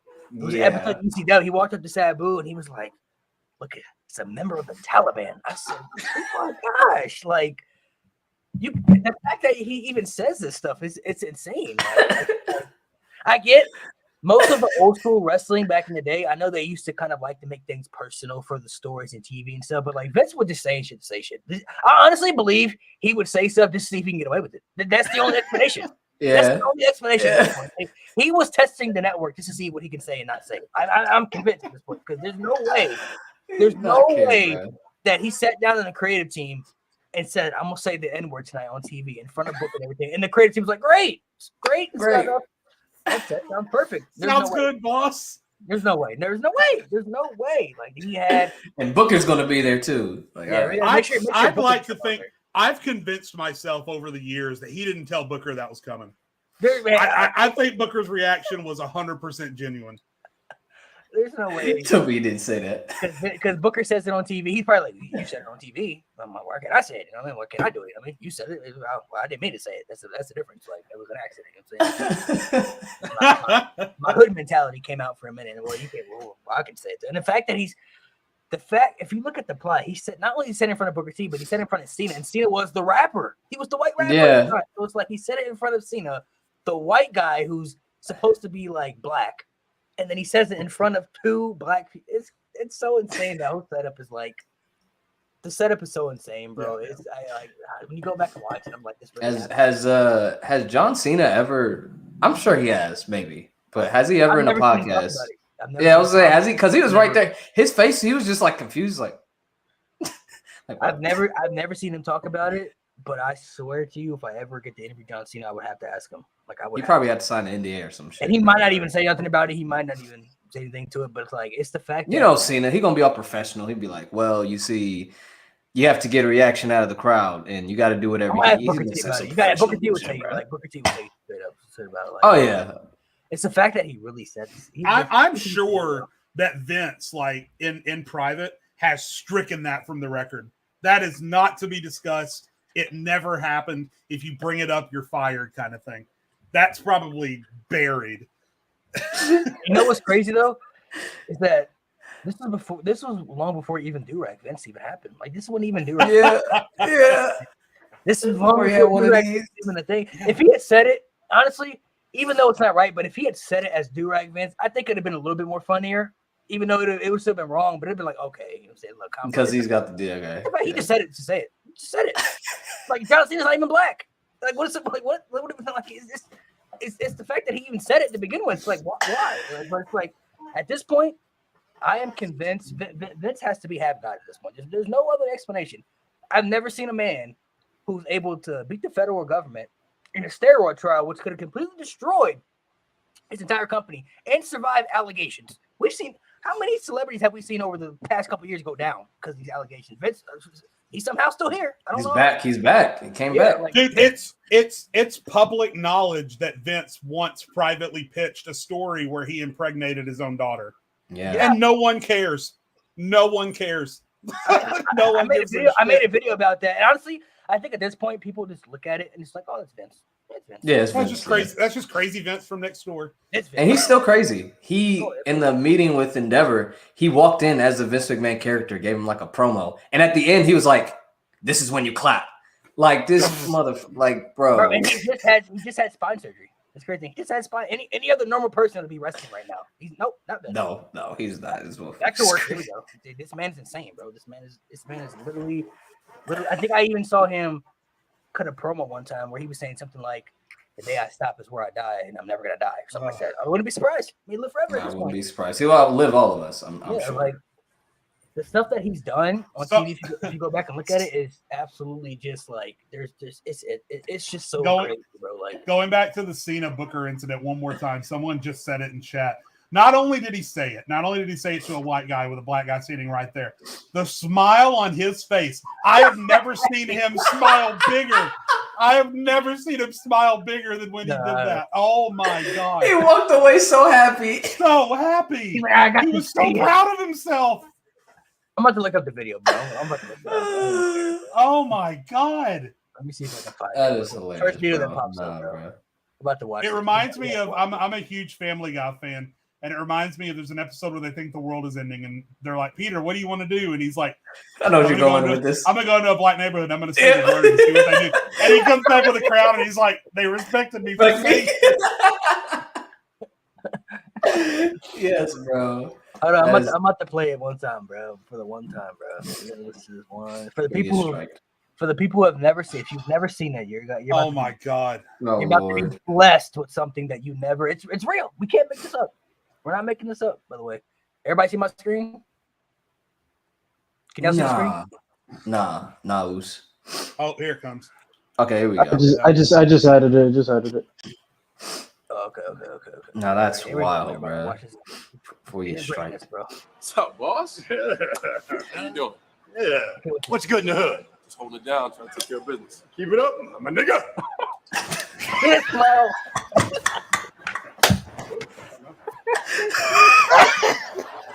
No. Hold on. Rewind it. Rewind it and just look at how Vince just moves his neck when he says, it. Look. What's Just up, look. boss? Look at his neck. How you doing? Just look at his I neck forgot when he says said it, what's bro. good in the hood. Look. Keep it up, my nigga.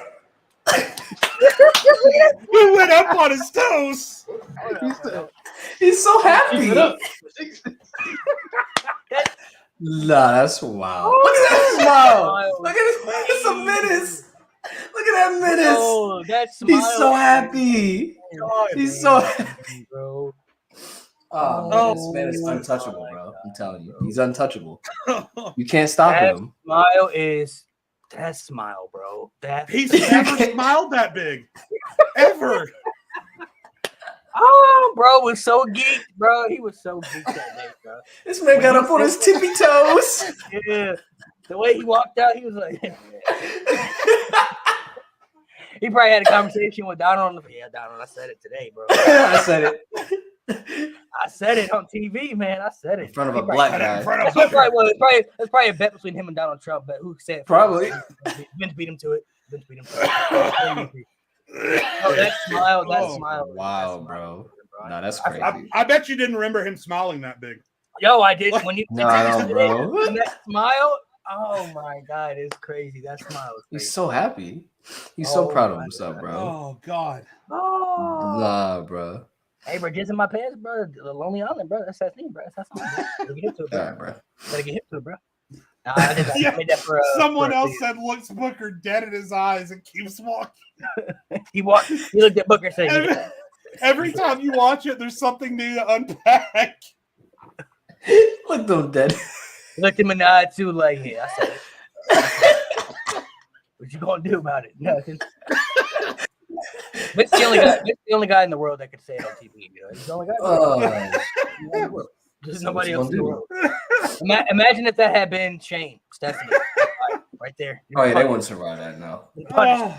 Even Linda would have been punished for saying it. Vince, Oh though, man. Oh my God, I'm Vince says it, crying. Vince says Oh, it's okay. You know what I'm saying? I forgot he said the rapist too. I don't know if somebody saw that, but he called somebody a rapist too on TV. He was like, "Come on out." You Oh yeah, come on out. Yeah. Have you seen the edit? He says it. And I haven't then seen he the comes out himself. Oh yeah, on TikTok. I saw on TikTok. Yeah, bro. We need to make an episode where we just watch stuff like that, like just straight up. I'm telling you, dude. People talk about Vince in the Attitude Era all the time, but do not overlook Ruthless Aggression Vince. Oh my God. We need to make an episode where we just watch the Vince highlights, just straight up. I'm telling you, man. He's crazy. He's He's crazy, bro. man. He's out of this world. My favorite, one of my favorite highlights. It's not even like a bad moment, but it becomes a big meme. It's when he was going after Triple H. He's like, "Take me to that son of a bitch. Take me to him right now." Oh yeah, take me to him. Take me to the Take me to that son of a bitch. He's going crazy, bro.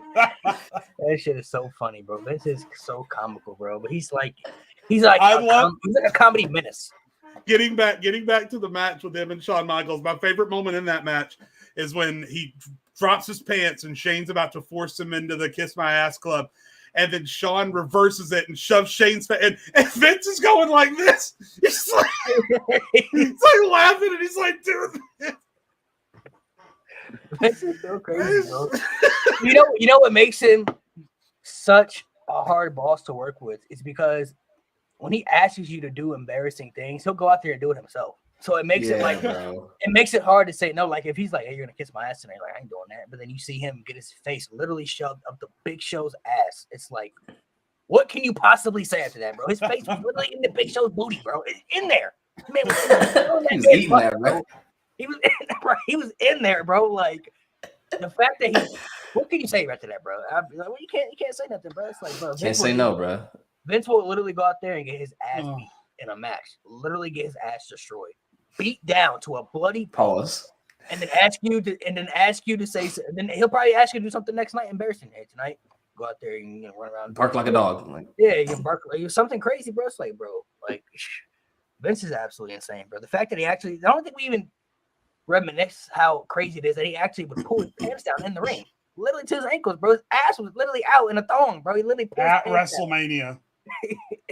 just in general. Just in the Hundreds ring. of millions of people watching at WrestleMania, and he fucking pulls down his pants. no shame. No shame. Bro, the one time we were watching Raw one time, and he was trying to make Triple H kiss his ass, and he pulls his pants down. Triple H pedigrees him, and his ass is just hanging out. Got pedigree.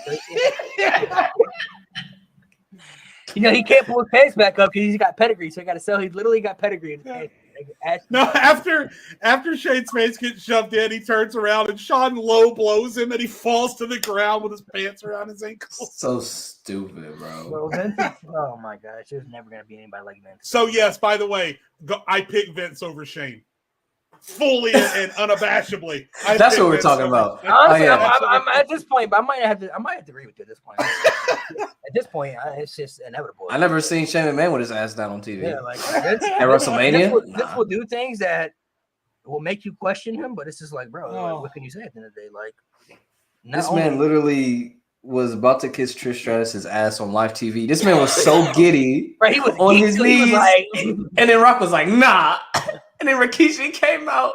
Bro, his face, his selling was crazy, bro. Amazing, bro. Vince is a menace, genius, asshole. He is so much, bro. He's everything, bro. That man is everything, bro. Oh man, literally anything you think of, bro. He's insane, bro. He's Like, insane.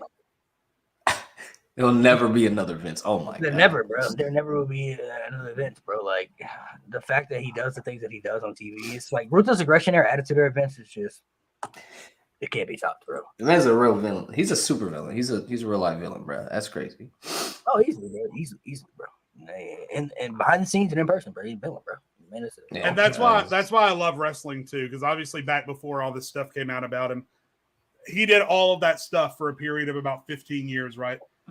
And then he can go away for a while. But when he comes back and his music hits, no bigger pop you've ever seen in your life.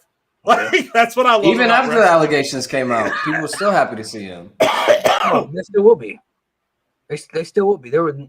I'm convinced at this point that you can't cancel Vince. It's not possible, bro. I can't believe at this point, but it's not possible. He's literally the most impossible person to cancel, bro. He can stab somebody in the neck and it could go viral, and people will be like, "Oh, yeah, maybe It's Vince." We literally be like, "Bro, that's Vince." Oh, Like, okay. do you guys know? Do you guys know what today marks? It would have been. It would have been. It would have been Bray Wyatt's 1 year anniversary of returning. Oh man, yeah. That's one of the best.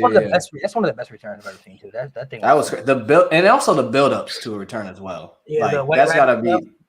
That's the funnest build-up to a return. Bro, they had going back. We can talk about this now. Bray Wyatt going back to last year.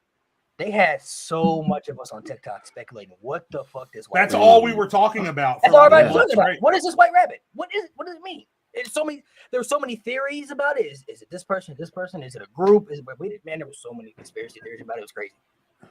It was beautiful. It was crazy, bro. The return was Great. I remember Great. we've been watching. My girlfriend, my fiance is a Texas Rangers fan, and we've been watching playoff baseball. And they've been running this ad for, I guess there's a big golf tournament coming up. And the song they're playing in the background is the song they used for Bray's tribute video. And I'm like, I can't watch this commercial. I can't watch this commercial. I gotta watch something else. That's tough. That's tough.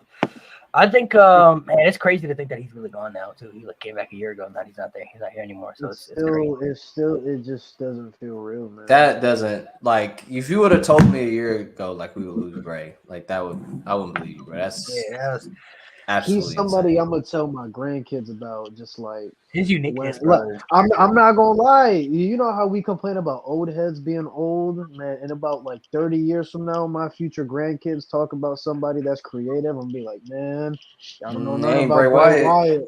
Back in my day, Bray Wyatt, bro. Back in my day, his creativity. we had Bray Wyatt. His creativity was something different. Bro, he had a once in a generation mind. Like, You did, bro.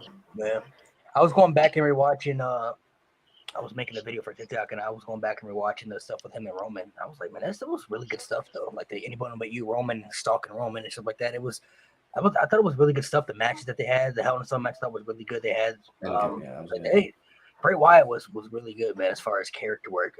I was really hoping we can, see what the future was going to hold as far as what type of character we're going to see for him. Apparently, it's not done. Apparently, WWE. Yes, I read something that they were.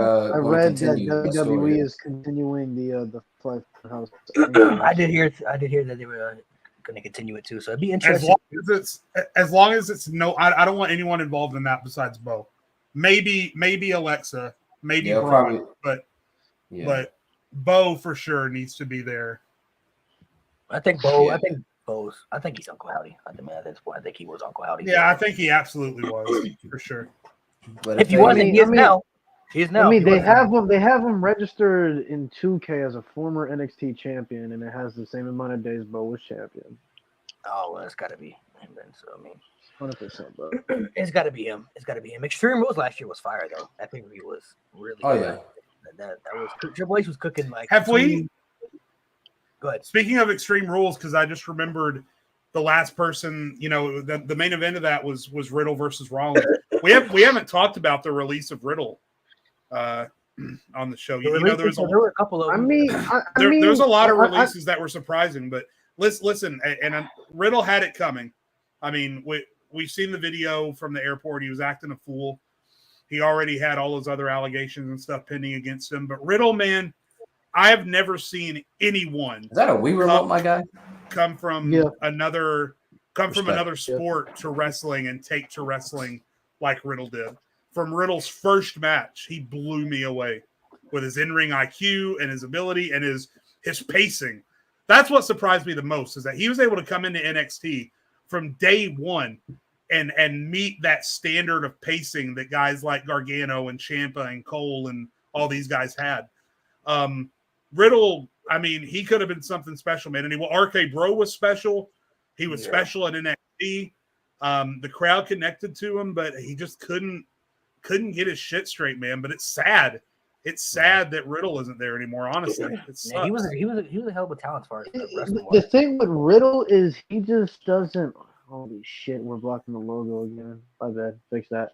The thing with Riddle is all that shit brought on himself. Like he was a magnet. He was just a magnet to drama, and it sucks because it's like Antonio Brown. You have all this talent to be amazing, and then you're off the field or off the ring antics is just ruining how people see you. It's like before Antonio Brown had all this drama stuff. He was in conversation of being arguably a top 5 receiver, top 5. He's the cover of Madden. All time. He was in the cover of Madden, and then he's nowhere to be found. It's the same thing with Riddle. It was like Riddle was in the feud with Roman in the main event scene, and then he was in a big ass feud with Rollins, and then he's gone because he doesn't know how to stop his shit. That's something, JBG. That is something right there. Wow. That is really something. That is wow. I think Riddle, from the crop of talent, excuse me, he's great. Crop of young talent that WWE's had, I would say since like they started bringing in those indie guys, probably one of the biggest, if not the biggest, what ifs. Just based off of the way they were pushing him and the opportunities that he's got. We have a lot of what ifs. But a lot of those guys didn't get the opportunities. Like EC3 never got the opportunities that Riddle got. Riddle got so many opportunities, and he's a good wrestler. He's very good. He's a phenomenal wrestler. He's very good. Like he put on bangers. Like there's a sequence in NXT Black and Gold with Adam Cole. It is phenomenal. I know exactly Absolutely what you're talking about. Yes, phenomenal. Dude. And he had a match with Xavier Woods on Raw. Phenomenal match. They put on a fucking banger. This is back in the Thunderdome. He's just a great wrestler, and he had a unique character. I think it did start to run its course, but I think they were trying, like this time last year, they were really trying to make him more serious, but then they kind of fell back into the goofy and he started losing a lot of matches. But he was a very good wrestler, connected with the crowd. The only issue was the character, but also his back behind the scenes. I think if he would have fixed that, if he would have kept it, if he would have fixed himself, if he would have stayed out of trouble, stopped the antics, stopped the, he would have been great. But I'm hoping that we get a redemption in the next few years. He comes back, he cleans himself up, because they could have done a lot with Riddle, because he's got a great look. He's got a great personality. He can connect with the kids, but he's also serious enough for the hardcore fans to get behind. He could be a great champion. Yo, But this reminds he's got to me. get it together, though. Oh my god! Do you know who Riddle reminds me of? Riddle RVD. remind. Wow, no. Riddle reminds me a lot of Jeff Hardy. Like Jeff Hardy had so many opportunities, and we all know everybody believed in him, just like WWE believed in Riddle. But the out of the ring antics and stuff outside of it, it just ruined. Like Jeff Hardy, to me, you say what if, and we know what Jeff Hardy is now. But Jeff Hardy's another big what if. Like, what if Jeff Hardy actually cleaned himself up? But Like, the thing too is that like, Jeff had all that stuff, but he still pushed through and became a multi-time world champion. And Riddle, in my opinion, when it comes to physical talent, twice the wrestler Jeff Hardy was. Like in the ring, so much physical talent. That's what I'm saying. But the thing is, when it comes to Jeff, though, he had those world titles, but how many can you actually remember that were memorable? You know what I mean? The point I'm trying to make with Jeff is, what if he actually cleaned himself up? He could have had memorable title runs with all the momentum he had. Jeff Hardy was his biggest demon. We would probably be talking about Jeff Hardy as if he's a top 10 WWE superstar of all time if he cleaned himself up. Yeah, because he was getting that push, Like, he was bigger than Obama, man. Facts. Do you guys remember when Matt Riddle came up to SmackDown? I believe, if I'm remembering right, they hyped it up for the week before. And then they brought everyone out to the ring and had them stand around the ring. And then they introduced Riddle, and Riddle came out and did his interview or whatever. That Riddle coming to SmackDown was a big deal. And then his first match was against AJ freaking Styles. Like, come on. So and that was so when WWE AJ just won the IC title, right? Yeah. AJ so WWE saw it too. It wasn't just us. Man, I hope Riddle's young enough. I hope he cleans himself up, whether it's AEW or WWE or whatever. That kid just has so much natural talent and charisma. I just hope he gets a second chance somewhere. If he cleans himself up, man, I can see him tearing through the indies, being one of those guys you see. We always see it every, 5 so years? We see that guy with like 5 different belts on his shoulder or around on his body. I can see, if he cleans himself up, I can see Riddle being that guy for sure. Yeah, he might have. I mean, WWE always giving people chances more than once. So I'm not saying he could never go back there. He would just have to prove that he, obviously has his stuff together and that he's willing to be on the right path and not go back down the wrong path again. Which, some wrestlers end up going down the right path, some wrestlers go down the wrong path, but it all just depends with him. And Riddle checks off a lot of the boxes that WWE looks for. Like, Riddle moves merch, Riddle's entertaining, Riddle knows how to put on a good story. We've seen it. Riddle has amazing matches. Skills is probably the worst thing he has, but it's still not even terrible. It's still fine. So he checks off a lot of boxes WWE looks for in the superstar. This is a good question here by Devin Anderson 20. What is the biggest what if in WWE history? That's a good question, man. There's a lot of what ifs we can go through. A lot of what if they properly use Bray Wyatt? Now let me stop glazing. That is a good. I'm gonna go with something that's outside that people don't talk about a lot. What if WCW was still in business? How would that affect WWE? My biggest what if ever is kind of along the same lines. What if WCW doesn't make those 2 fatal mistakes, spoiling the Mick Foley win and then Kevin Nash taking the finger poke of doom? What if they don't make those 2 major mistakes? Yeah, and that leads to Vince Russo coming along, and then Vince Russo blew everything up. G-Baby's not here, man. You can't be saying that, bro. A big what if for me is, honestly, I can't really think, but I don't know. I would like to see what if they made Macho Man the face of the company?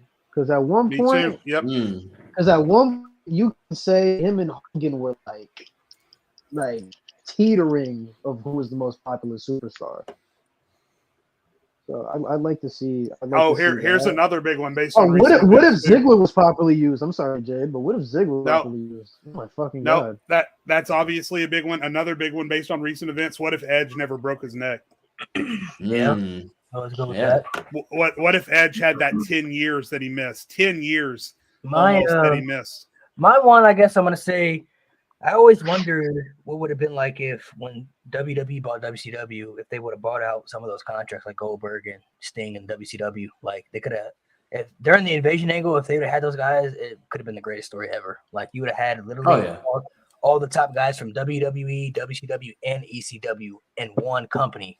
That shit would have been insane. You literally would have brought out the Monday Night Wars to life, like literally.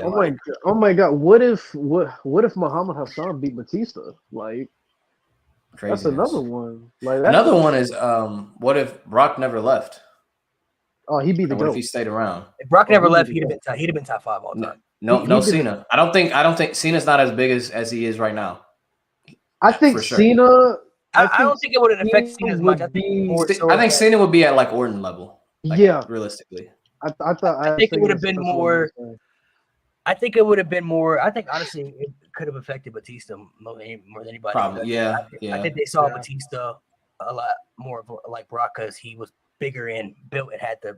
I mean, obviously Batista was an evolution, so he was always going to be fine. But I think they look at him as he could have been that next guy. I think Cena, realistically, if they would have needed another top baby face, I think he could have always been that guy. I don't know whether or not he would have got that push or not, but Randy Orton would have been fine. He would have been a top heel. I think Batista would have been the big one for me. Like, I think Batista had the built and physique and everything that they looked at as Brock had and everything. So, and he could wrestle. Jade, I got one for you, bro. What if Kane won the Rumble? That is a big one for me.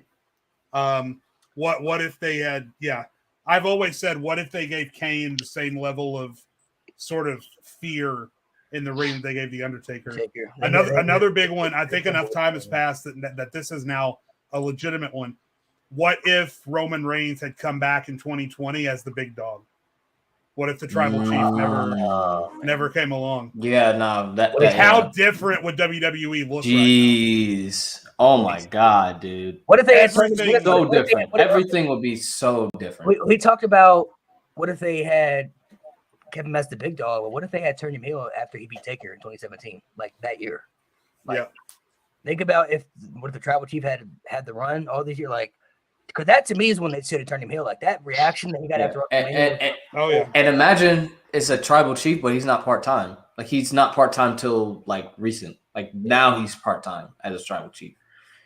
What if NXT had been the third brand back in 2011?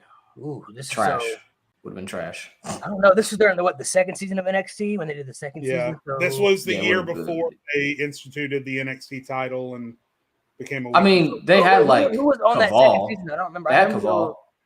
Kaval was the winner. Husky Harris. Michael McGillicuddy. The genesis of McGillicuddy.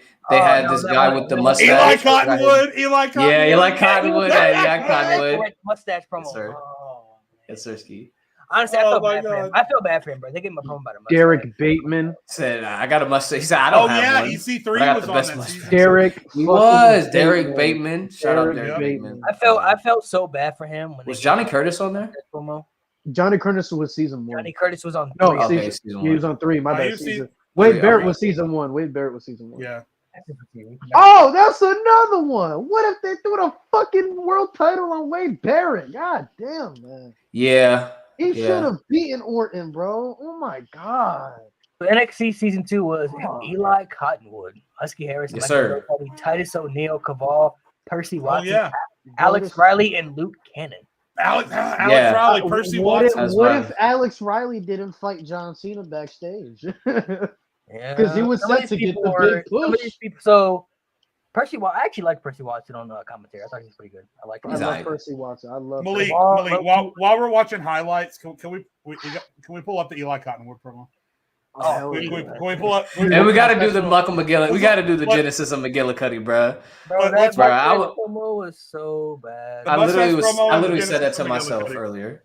I literally said that to myself. Or the Michael McGillicuddy promo where he said, "From this moment on, that's the genesis.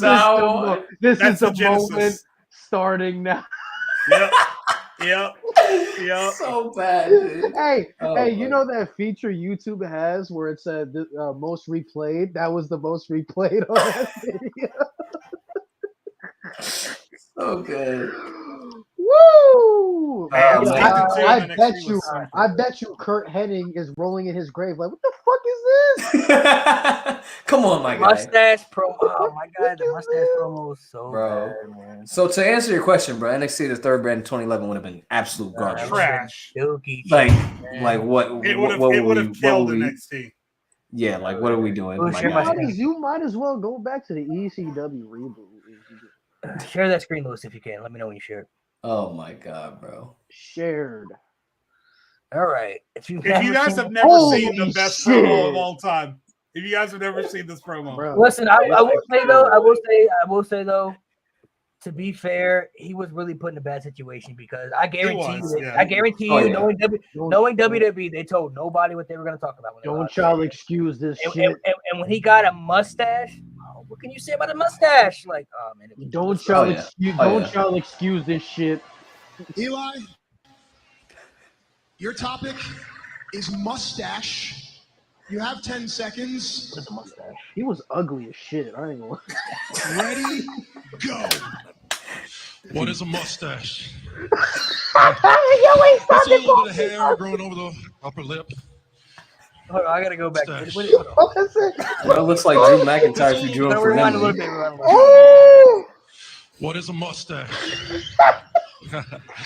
It's a little bit of hair growing over the upper lip. I don't have one. Nobody else here has one. But you know what? A mustache is for a real man. mustache for a real man. See, of all these people, I don't here, have one. Oh my I have the god. best mustache of them all. I thought to give me a couple more days. I'll have a nice, thick mustache. Nice. But nobody's gonna Nice thick mustache. We'll never have Thank you, one. Eli. Thought he said he didn't have a mustache. Michael McGill, how do you Rewind My it. favorite thing John about this Morrison. era of NXT No. is Michael Cole absolutely Rewind. shitting Oh, on he everything. hated He it. did not care. Rewind it, bro. When he said, "What is a mustache?" Bro, the fact that he said that he didn't have a mustache, and then he said, "I got the best mustache." I got the best Oh, mustache here. What? We No, need the no, Genesis of no. McGillicuddy. We got to Yeah, show the yeah, people. no, We yeah, got to show the yeah. You want peeps. Genesis McGillicuddy? I got you, bro. We got to Bro, show the that's- peeps. Bro, to me, My that's God, to me, that's the dude. greatest promo of all time. Bro, He the looks fact like- that he said that I don't have a mustache, and then I said I got the best mustache here. What? Bro, he said, I "Nice." didn't know what he He, was saying. he also Nice and thick, bro. he also I looked think- like I he think- was I think clothes he's- from I think Von he's- Wagner's turds. He looks like he was clothes Bro, from Von Wagner's bro, turds. he makes Von Wagner look like fucking The John Rock on the Cena, mic. bro. My God. All right. Y'all see my screen? Dude. Added Yeah, it. yeah, yeah. Oh yeah, I think this is it because honestly, this popped up next to the mustache promo. So I'm assuming absolutely, JBG. Dude, that's season 3 NXT. Michael That's the McGillicuddy. Divas one. Oh my god, What's going I'm not through your ready, mind bro. right now? I'm not ready. I'm not ready. And starting this moment from Oh, now, fuck. Oh shit. from this moment on, Wait, wait. this will be the This will be moment. the moment. Starting now, Starting now. of the genesis Genesis. of McGillicuddy.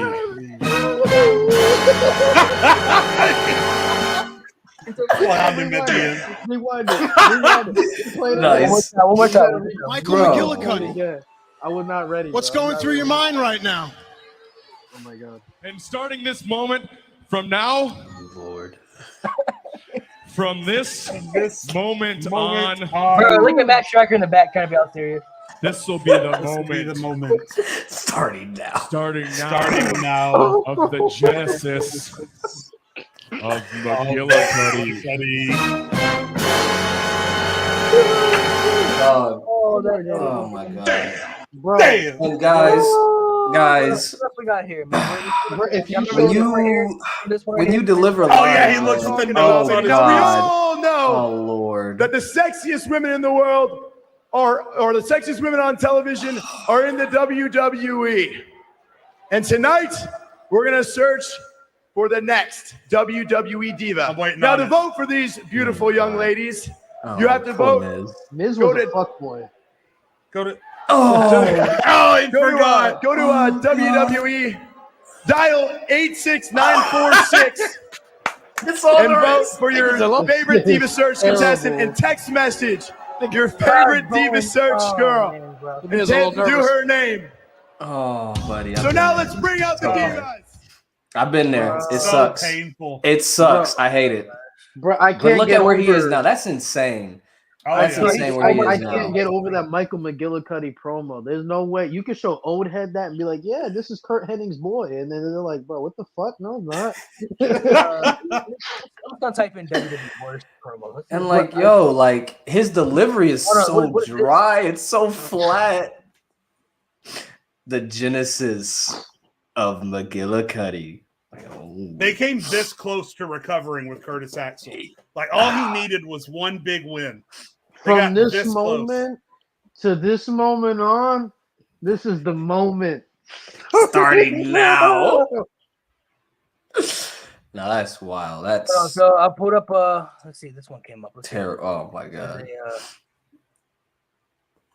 This is Kalisto had a pretty bad one on his SmackDown segment. This is a one time. Steve Blackman promo. I don't Bro, know. have you seen Aaliyah's promo when she's? Oh, it's so. She looks at that. That. I don't know. Oh, ma'am. All right, so this Reading off right his here. script. This That's is crazy. this is a WWF promo by Steve Blackman. I don't know exactly what he says. Who's this here. guy with the mic? That guy doesn't even look familiar. I don't know. I don't Who know. is that guy? Comments from Test. I know Steve Blackman, there's something you have to say. You bet your ass there is. Shamrock, it's real simple. I'll step into your world, the lion's he- den, if Right. you step into mine. And that is weapons Where's the all camera, around the Steve? cage, and anyone bad enough to get one. Where's the can hard use it. cam? Is that Ken Shamrock? This way, this thing's My gotta God. end It's not, one no. way or not. Why are you pointing at him then? Why do you scream like that at the end? So, this way, this thing's got to end one way or not. You scream like that. You're so mad. Forgot. I have to be intense. Too. This is Someone- right now for a word, a man who almost became Intercontinental Champion. Your efforts toward it again. What about it? 316. What you did by putting your hands on me was entered the zone. The fuck is he saying? My zone. See, my zone is kind of like an end zone. Once you're in there, you score. So you just scored on me. So now it's my turn to score on you.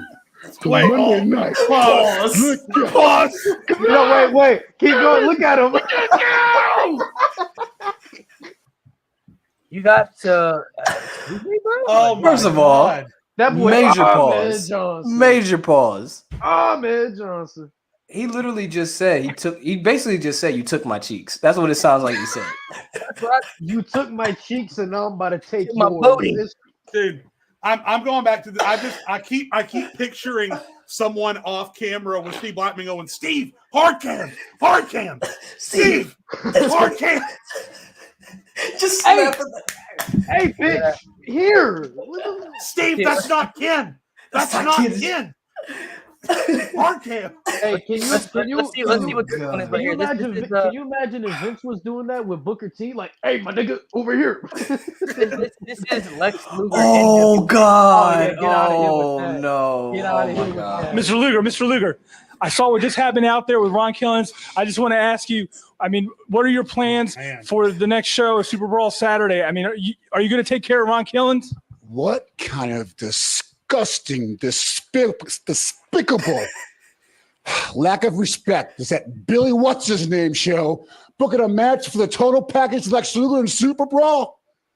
Super Saturday? What is it? I don't even know what it's called. What is it called? Super Bowl Saturday. Super Brawl Saturday? Oh my god. Can he afford Amy to wrestle Ron? I don't know. One of the biggest legends and stars ever in this. God. And Here it comes. Billy. And you book a match with me against Ryan Killings. Look at me. I'm a total package. I will rip him apart. I'm pissed now. I don't think I'm pissed now. He's smiling. I'm pissed angry. now. Oh my I want to see if I God! can find. I want to see if anybody remembers. Literally Same all my. promo, but I want to see if anybody can remember. Oh my God! when I used to do acting, me and my friends, we just joke around and we just be like, I'm angry. That's what that reminds me of. JBG in chat, shout out the Sid Vicious promo. Yes. Oh God. I'm pissed now. I got half a brain than you do. Oh Lord. Good job, Sid. Yes. The other one when when he messes up, he's like, let's do it again. He's like, relax, pal. Do it again. Yeah. We're live. That reminds me of when Riddle was backstage with Asuka and then just suddenly went, oh man, I don't know. And then walked off. I was like, oh, all right. Maybe I go to Bro, nah. Since we laughing, you got it. It's mandatory to put on the woo off now. The woo off was crazy. Bro, he said, "Woo, woo!" Bro, he really threw his fucking shoe at Jay Lethal, bro. Dude, that was insane. Bro, I know that elbow drop Jay Lethal did on the fucking. I know that hurt. He did the elbows and the knee drops. I know he was that hurt. I bet Rick was like, "Did this nigga just?" Man, I'm trying to find it, man. Solo Wing says he had a Matt Striker wrestling figure as a kid. That's wild. Ew. That's worth. You could have asked. You could have asked for any action figure for Christmas, and you wanted Matt Striker. Ew. Imagine that getting a Matt. He wasn't even an active wrestler for a cup of coffee. When did you have time to ask for a Matt Striker? They made those. That's they made crazy. Those? He said they made those. Yeah, I guess he wrestled. I guess he wrestled long enough to. But the last time he wrestled was against Ryback, no? The teacher gimmick, man. Can't forget about that. Oh shit, he did wrestle against Ryback, didn't he? The last time he wrestled was against Ryback, no? Did he? It was either Ryback or Kane. Because I remember Brad Maddox got smoked by Ryback. Oh yeah. All I know is he was in that New Breed tag team match at WrestleMania, and then it seemed like the next day he was hosting NXT and doing backstage interviews. Like he was not a wrestler for very long. Maybe this is it. Hold on, let me see if I can. Phenomenal commentator, though. He is. He's good. Yeah, he's really good. But he didn't that. feel like he fit in though. Like he wasn't bad, but he felt like he stuck out. You should have seen him in Lucha Underground, bro. His calls in Lucha Underground, legendary. Yeah, he was. I'm not seeing Matt Striker versus even his calls in Impact Wrestling, phenomenal. I'm not seeing Matt Striker versus Ryback, but he had a match. It was against Kane, right? He had a couple. Oh yeah, it was Kane. I see it now. It was against Kane. Yeah, it was either one of those two. I see it now. I remember when Booker T came out for the Royal Rumble in 2011, and Matt Striker said, "I'm marking out, bro." Yeah, I remember that. Yeah, that was pretty cool. Because they probably y'all don't remember Matt Striker versus Darren Young, bro? I was gonna say he had a couple matches versus him. I saw two. I saw that twice. Man, 2 matches against Darren Young. Yeah, man. Man, I can't Shout out Fred Rosser. What I was looking for, man. I'm trying to find it. Shout out Fred Rosser type shit. Oh my god, dude. Bro, I'm gonna do one more attempt. I'm gonna see if I can find it, bro. Bro, I'm crying, bro. I'm crying over that fucking mustache promo, bro. That mustache was the mustache promo is so bad, bro. I don't have one. No, but NXT season 3 long, bro. Thick. Long, thick. Like, hey, yo, my guy, relax. Oh, I saw the fucking video Minnie did on you. She violated you. Which one? I don't know if I can say it on here, but you understand what I mean. Oh, well, y'all were talking about Edge's nickname. Yeah. Oh, yeah. And then when she said at the end, I saw your face. I'm like, damn. Yeah, bro. Play out there. Got the RKO real quick. Let me see if I can. Hold on, one more attempt. I can't find what I'm looking for, but fuck. Let's see if I can find it on here. Good God. I really want to share this so bad, bro. Like, so bad right now. Oh, you should share the Christian Survivor Series promo. Oh, Lord. Black people one? What's up? What's up? Nah, we gotta. We came to fight. 4 of us are black and one of us is white. We gotta see one of those NXT Redemption segments with Johnny Curtis and Derek Bateman. Bro, you got to see the kissing challenge with fucking Cody, bro. And AJ, Cody and AJ. Oh my gosh. I think Cody and CM Punk can have a feud over that. I mean, possibly. That wouldn't be. You kiss my wife, bro. You kiss my wife. You kissed my wife. Yo, relax. I violate Cody every time he comes in my videos. Pause. My father, the American dream, Dusty Rhodes. Wait, You're knocking Dusty Rhodes. you got to do the big sniffle. Bro, he always be doing that. When he's holding back tears, he's like, bro, we're gonna watch this. I was trying to find it was a segment in WCW, man. I'll never forget it. Bret Hart got attacked backstage by I think it was the NWO or something like that. Goldberg, this is when he was teaming up with Goldberg, and while they were running with the cameras, to go backstage to happen, Goldberg was in the shot, like waiting for his cue, but you could see Goldberg like in the queue. And then when they opened the door, Bret was like waiting for them to open the door so they can beat him up, and they opened the door and they just like he was looking at him like, oh, now it was so bad, bro. It was so bad. I wish I could find it, man, but I can't find it. Damn. But we're gonna watch some more bad promos. This is a 5-minute video. That's how we'll end off the show. That's bad promos. So it's got Seth Rollins on here, Dana Brooks on here. Oh gosh. Oh, of course Dana Brooks on there. Just bad everything. All right, y'all ready for this? Let's hold on. It's not up yet. Going, Steve. I got it. Right. Oh, of course it's fucking Dana. No. Of course we start off with Dana. No. I fight. Oh no. You can hear the fright in her voice. And I don't even get the time of day, let alone a match. She's so scared. So, I might not be on TV. For good reason. And I'm not a household name like you. Thank God. Stop it. Oh no. Stop it. This is going downhill. About any of you guys. This is about women. Me representing women. Me representing women. And I am not crazy. I'm not a crazy cat lady. I am not a crazy cat lady. I am Natalia. And I will be your SmackDown Women's Champion forever. Oh, thank God we're not. Oh, you left and you went off. Uh-oh. And you decided to play This is pretty Mr. bad. Extraordinary Man that does extraordinary things. Johnny Wrestling showed up, and I picked NXT up where you left it. I threw your map away, put NXT in a rocket ship, and flew it to freaking outer space. You see, Johnny is just. Oh God. Oh, here we Holy go. shit. Brent Succotash.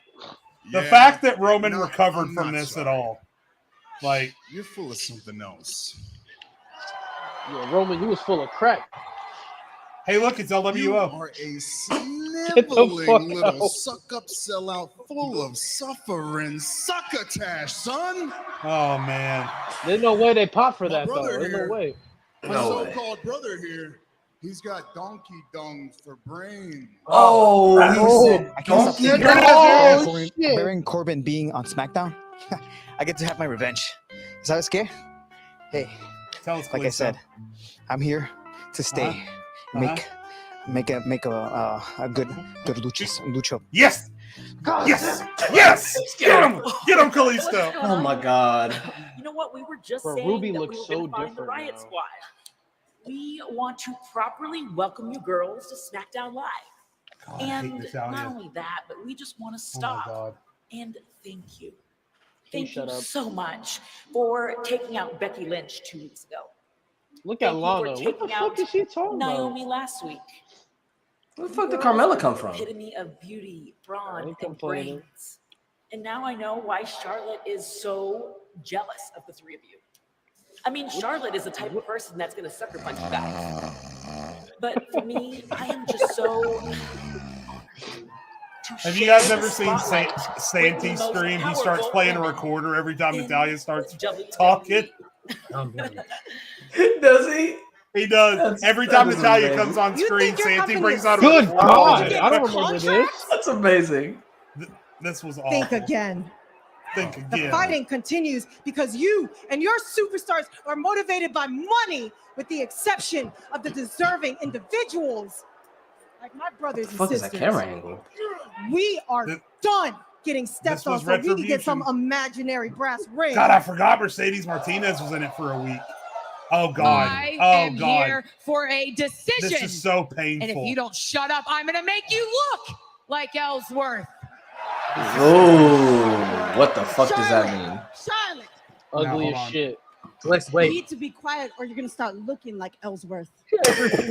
Repeat what you just said. That's so painful. Yo, no, rewind that. Rewind. I need you to rewind that.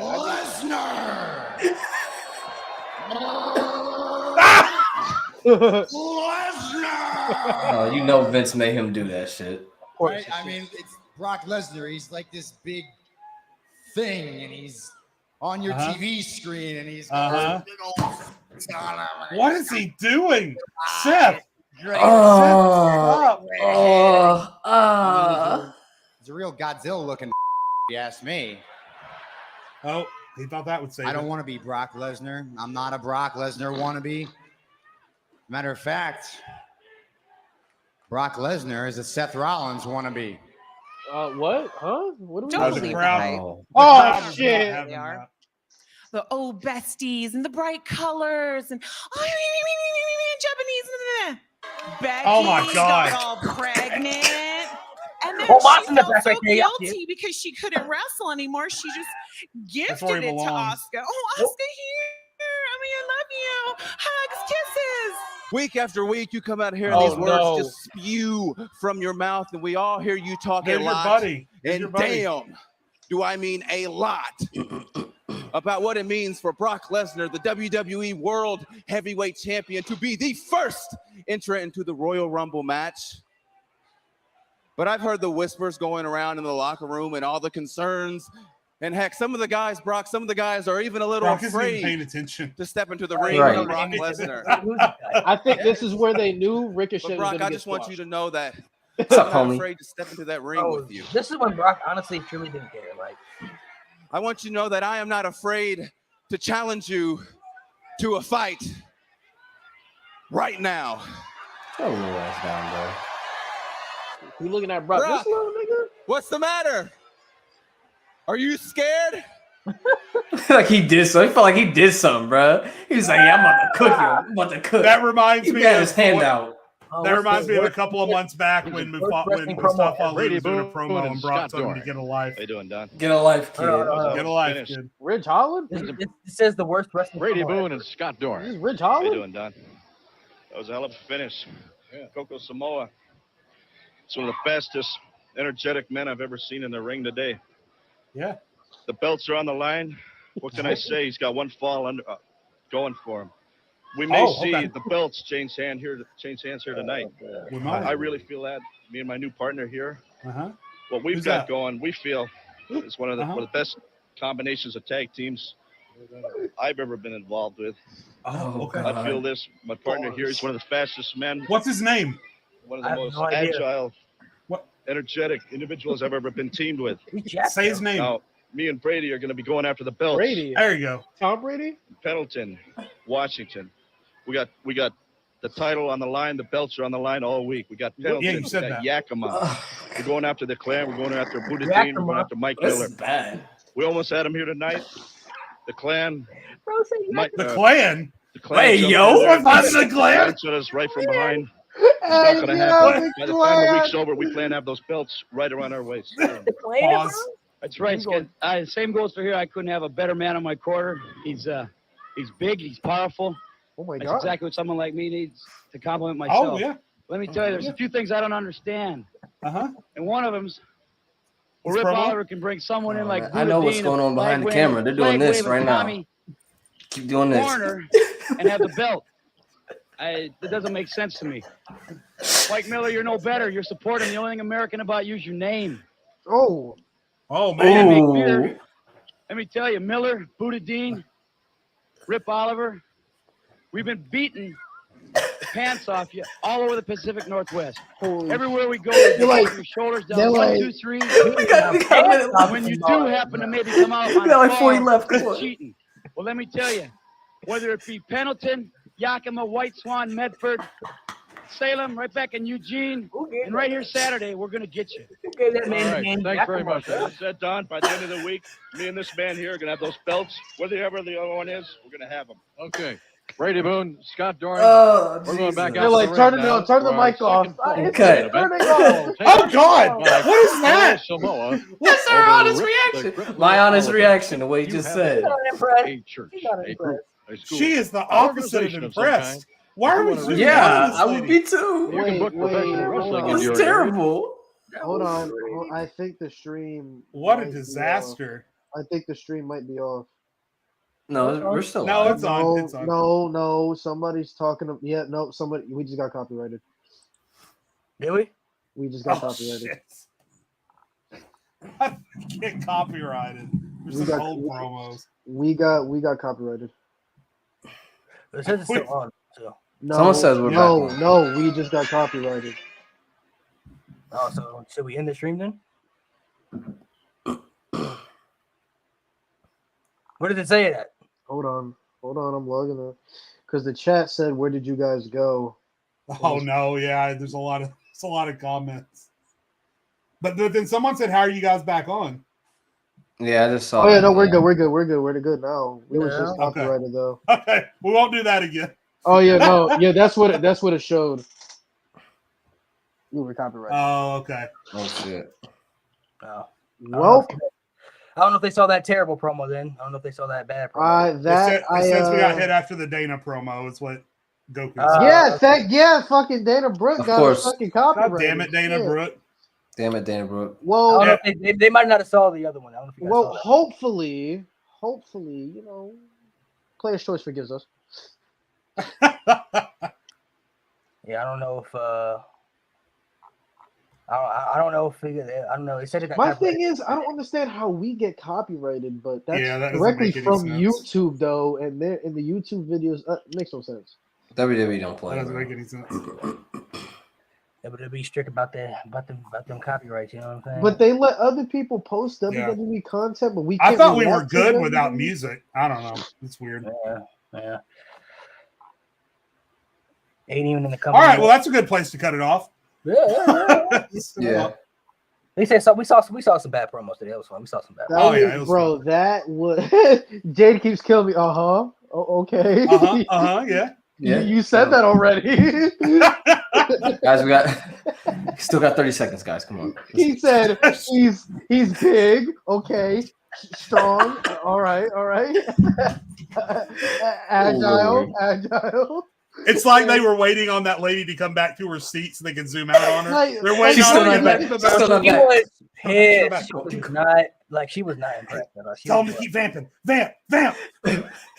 She was not impressed. It's probably one of them dudes' wives too. She's probably like, what? It's like, bro, just tell him he can Sleeping keep on the going. couch He for doesn't sure. need me to tell him to keep going. It's She's like, probably like, bro, what you bring me to? First event I go to. What is this, bro? What are you already talking about? bro, that was man. Oh, All right, well, make sure you guys join us next week. Next week we're going to be doing a tier list ranking of NXT takeovers. So make sure you guys stay tuned for that. That was Lewis. That's the one Lewis wanted to do. So we're gonna do that one next week. So make sure you guys stay tuned for that. We're gonna rank all the takeovers. I'm gonna cook. We're gonna rank every takeover based off the entire show, and we'll see what everybody thinks. See how everybody feels about it. You guys Takeover Phoenix is D tier. So Takeover Phoenix That shit was not good. It was alright. Aside from Gargano and Ricochet. Was that 2019?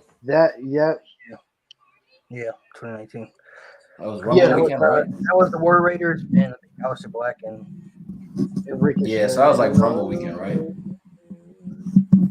Oh no, that was Rumble weekend. Yeah, so Yeah, okay. I think that's when Bianca lost to Shayna. That's when she was undefeated, and Bianca got beat by Shayna. That was Bianca and Shayna, Gargano, Ricochet, Aleister Black's rematch against Ciampa.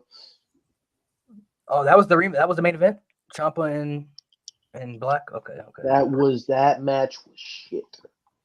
Yeah, I don't remember too much about that show, but you already know what it is, bro. You remember almost Sapiens for life. Yes, sir. Oh, God. Yes, sir. Yes, sir. Hey, Jay left because he couldn't handle it. Get out of here, bro. He already knew it was coming. He tried to get out of here, bro. He tried to sneak it out of here. That's wild, bro. He already knew it was coming, bro. He can't hide. That's wild. Yeah. He can't avoid it, bro.